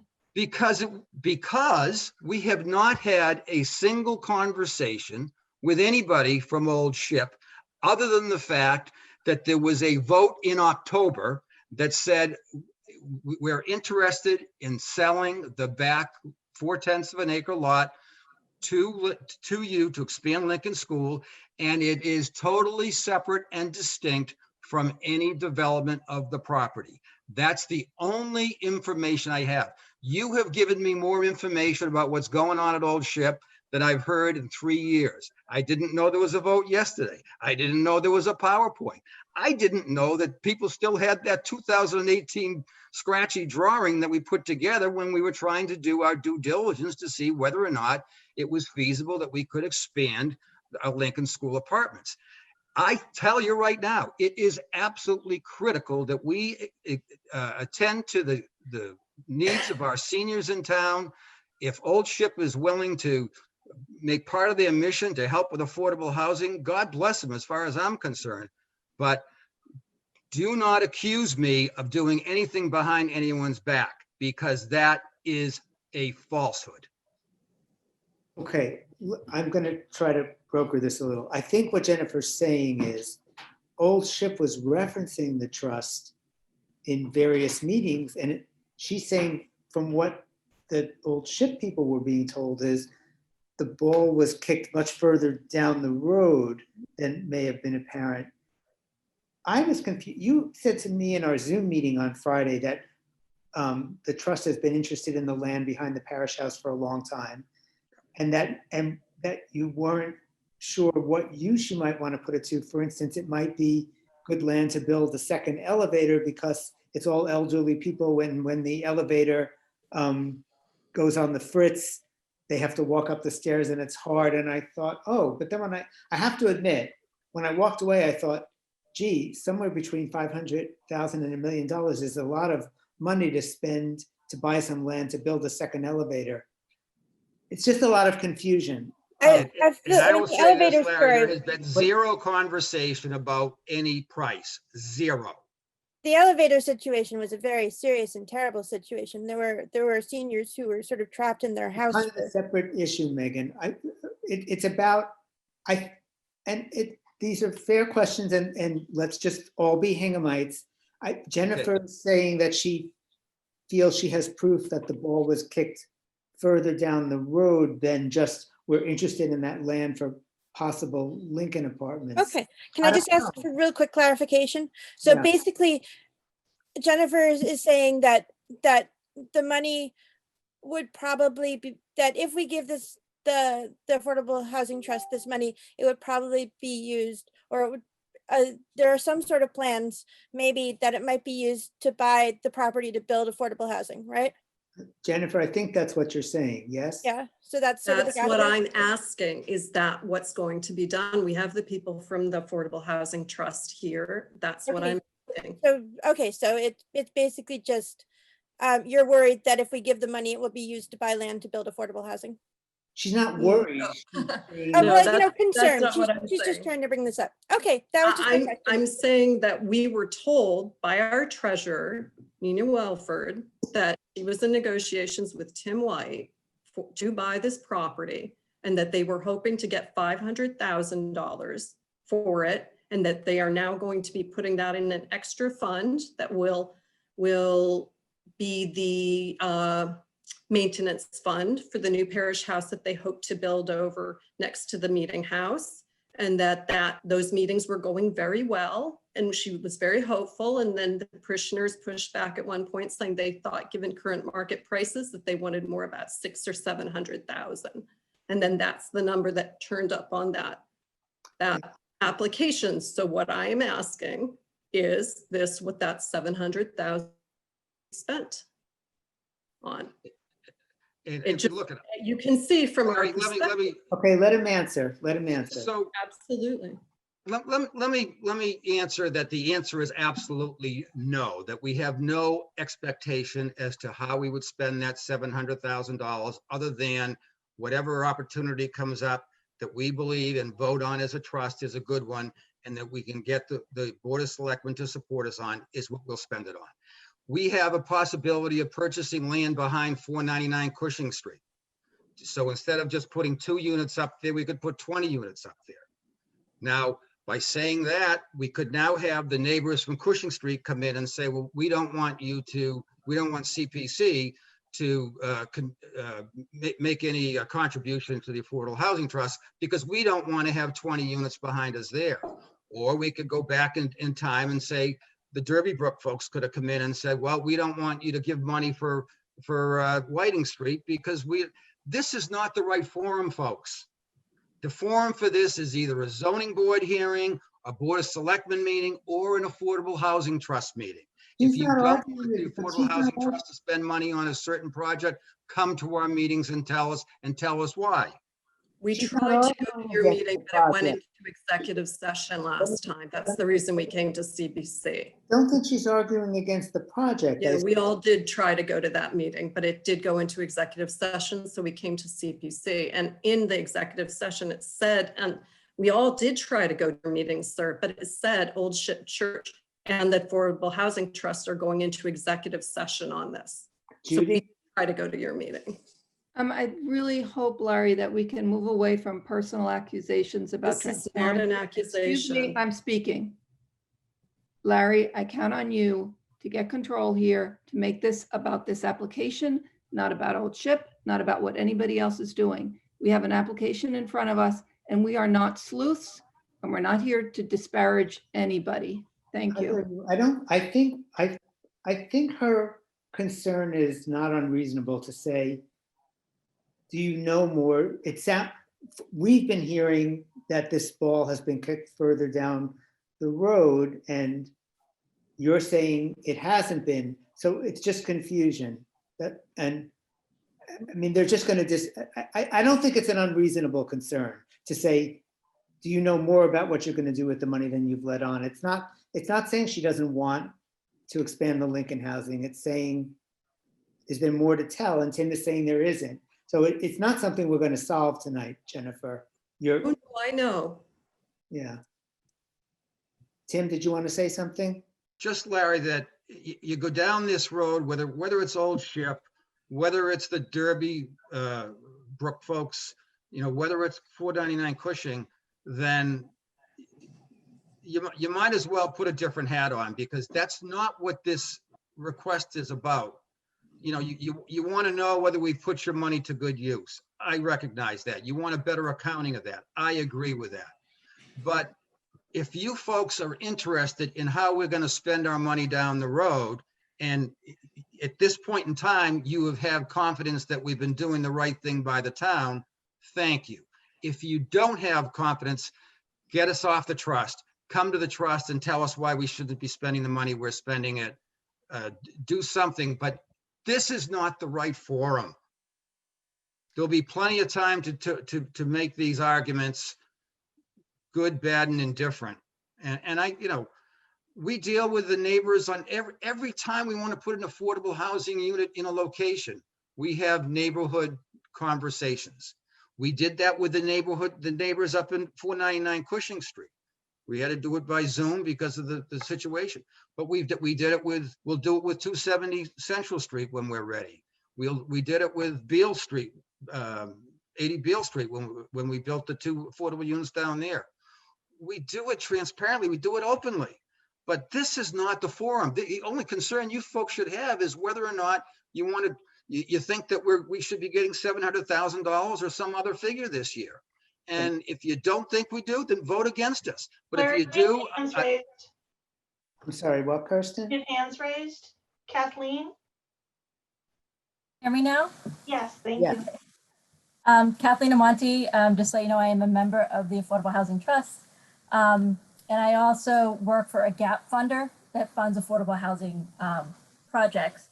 And I just want to say it is very difficult, and having money in our opportunity fund allows us to be nimble and to jump on opportunities at that time without additional expenses of having to take a mortgage. So I just want to keep that in mind. And I know people have talked about the 10%. This is a fluid number. We truly really aren't at 10% if we really look at our housing stock. And that 10% isn't etched in stone. That could change at any time. So the trust mission, with the help of the CPC, is to try to stay ahead of that so we don't have these unfriendly 40Bs. That's all I was trying to say earlier. I know we're trying to get away from this conversation, but I can tell you as a member of the trust, we have never discussed price on any of those issues that you're raising, Jennifer. Just to confirm what Tim has been saying. Bill, you were going to say something? Did you want to talk? Bill? Oh. I have another hand. If Karen Johnson? I'm a former member of the Board of Selectmen and former liaison to the Housing Trust. And I guess I just want to underscore the process point this evening. And, yep. Can you hear me? Yes. Yeah. Sort of. Okay. Kind of, yeah. Point this evening, and that is to say that this part of the process to the trust. You're back, you're in and out, Karen.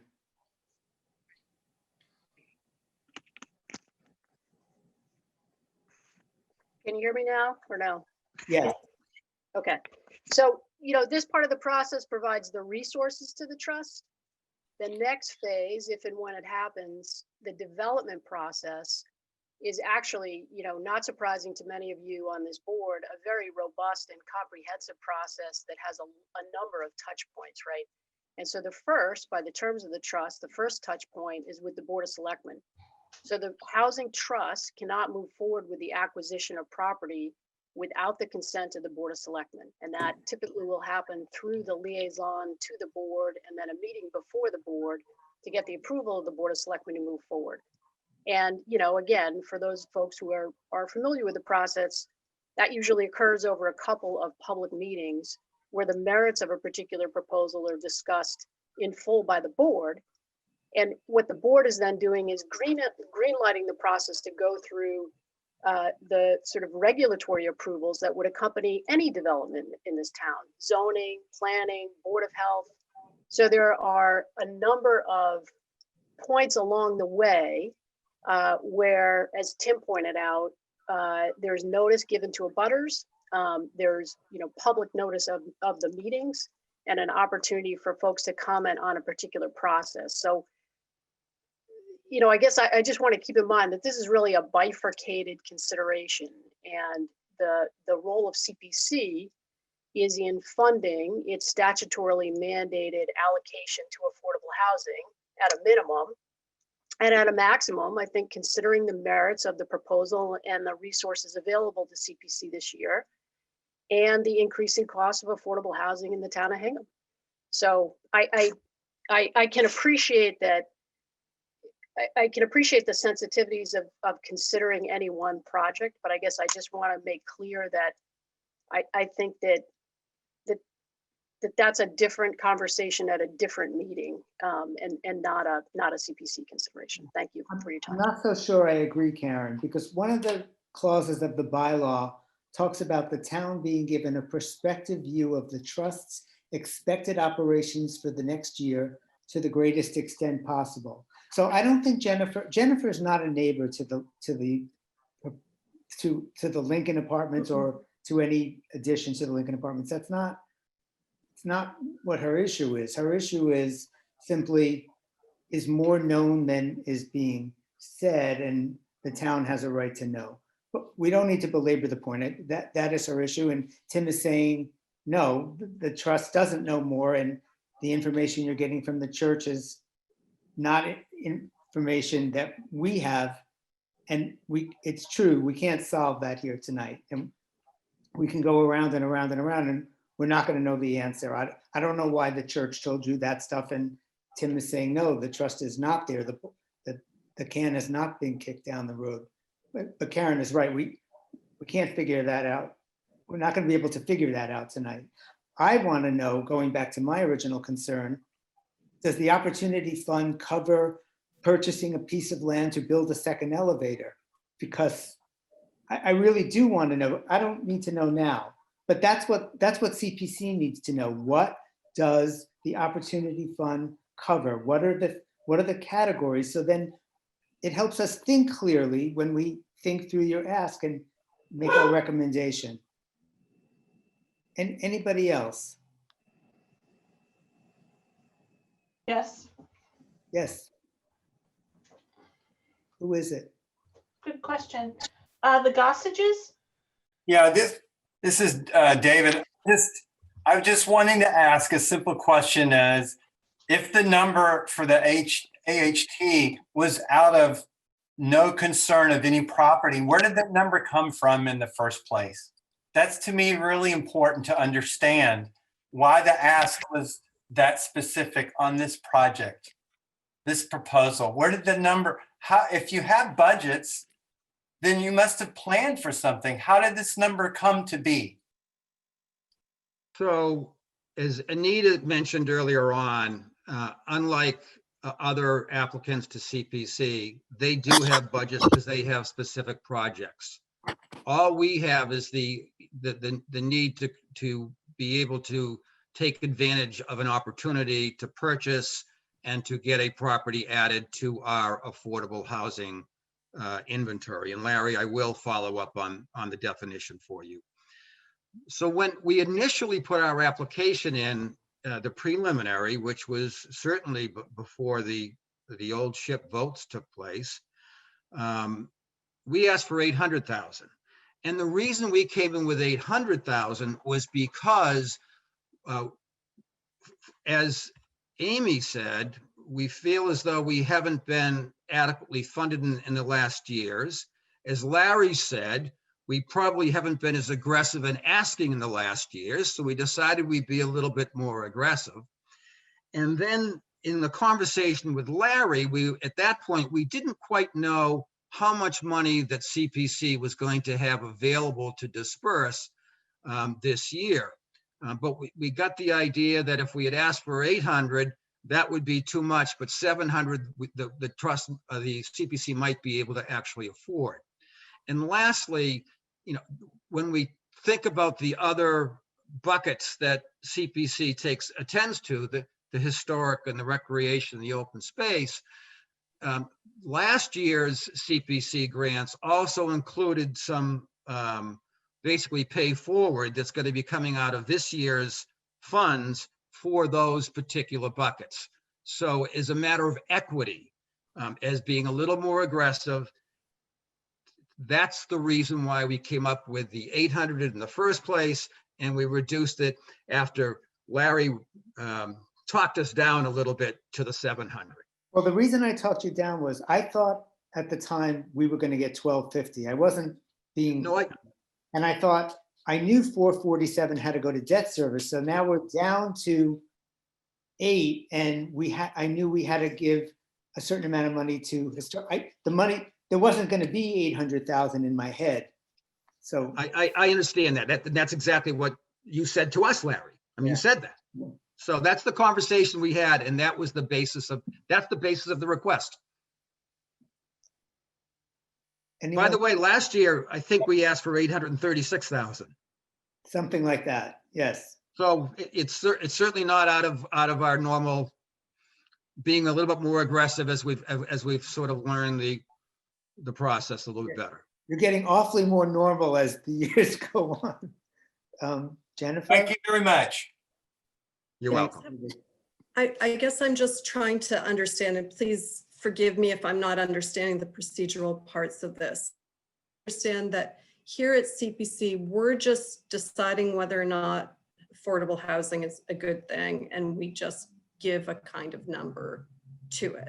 And that's the procedure, because I'm a little confused about when we do talk about kind of the specifics of what things are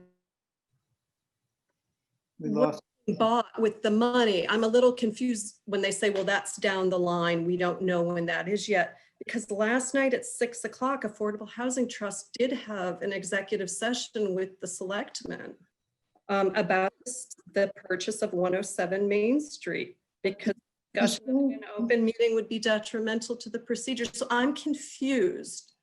Didn't we just say that we would talk about that when it was presented to the selectmen? Wasn't that what I was just told? But you talked. I'm confused. Can you explain it just so I'm not going to the wrong meetings to understand what's happening? I think I can explain this one. Okay, thank you. So every fall, the trust has to present a report to the selectmen and to AdCom about what's the deal this year. Okay. That's separate from their executive session that they had last night with the selectmen, which I presume was about a purchase price for the property we're talking about. And they're allowed, I mean, and that's a very typical executive session kind of thing. It's not the annual report to the selectmen. And I have a feeling they probably can't speak to this right now. Okay.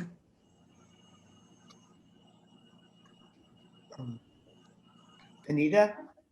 So I can add to Tim White's comment about that addresses Mr. Gossage's question about how we arrive at those numbers, because when Amy sits down to do this application, she gives me a call and says, you know, what do we have to spend our money on? What are we committed to do? We have continuing maintenance issues with all the properties that we own. We have to insure them. We have to pay the utilities on them while we're doing all the other work that's involved. We have, for example, we have another project that I believe might be on our application that we haven't talked about, where the town is repurchasing an affordable housing unit that was abused, and we've committed. The town came to us and said, if we in litigation get this piece of property back to the town, will the Affordable Housing Trust financially purchase that back?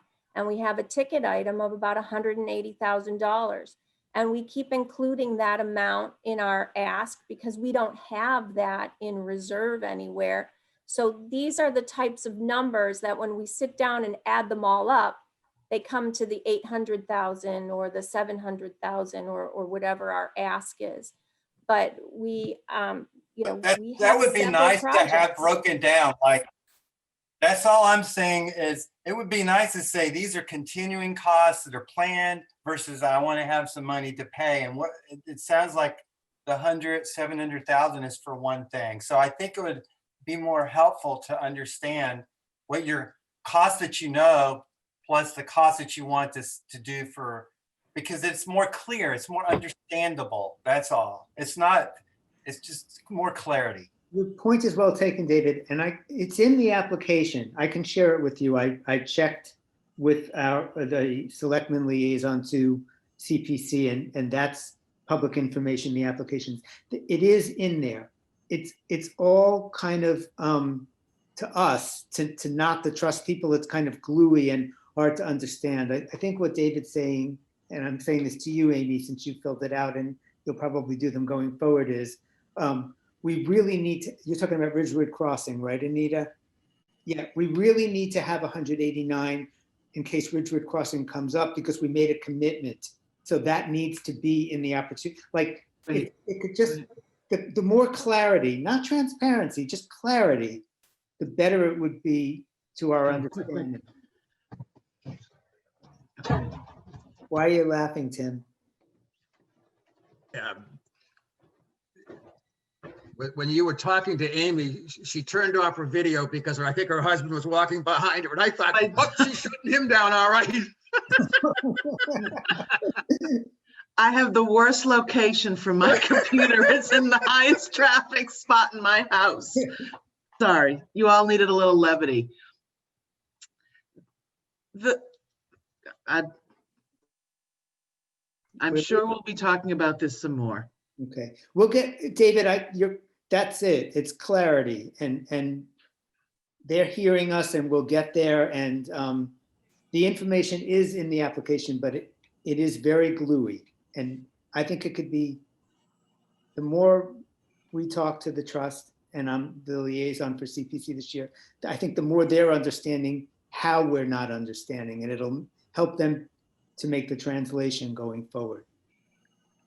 You know, Larry, if I could just add one last thing to that, is that, and I know we had that conversation about Ridgewood during the conversations that we all had together. But to go back to my opening remarks, even if we had no commitments, zero obligations, our app wouldn't change because of the darn cost of real estate in the town of Hingham. And, you know, we'd still be looking for $800,000 or $700,000 if CPC has the available funds. No, that's fine, but don't bury the critical potential emergency need. I hear you. I hear you.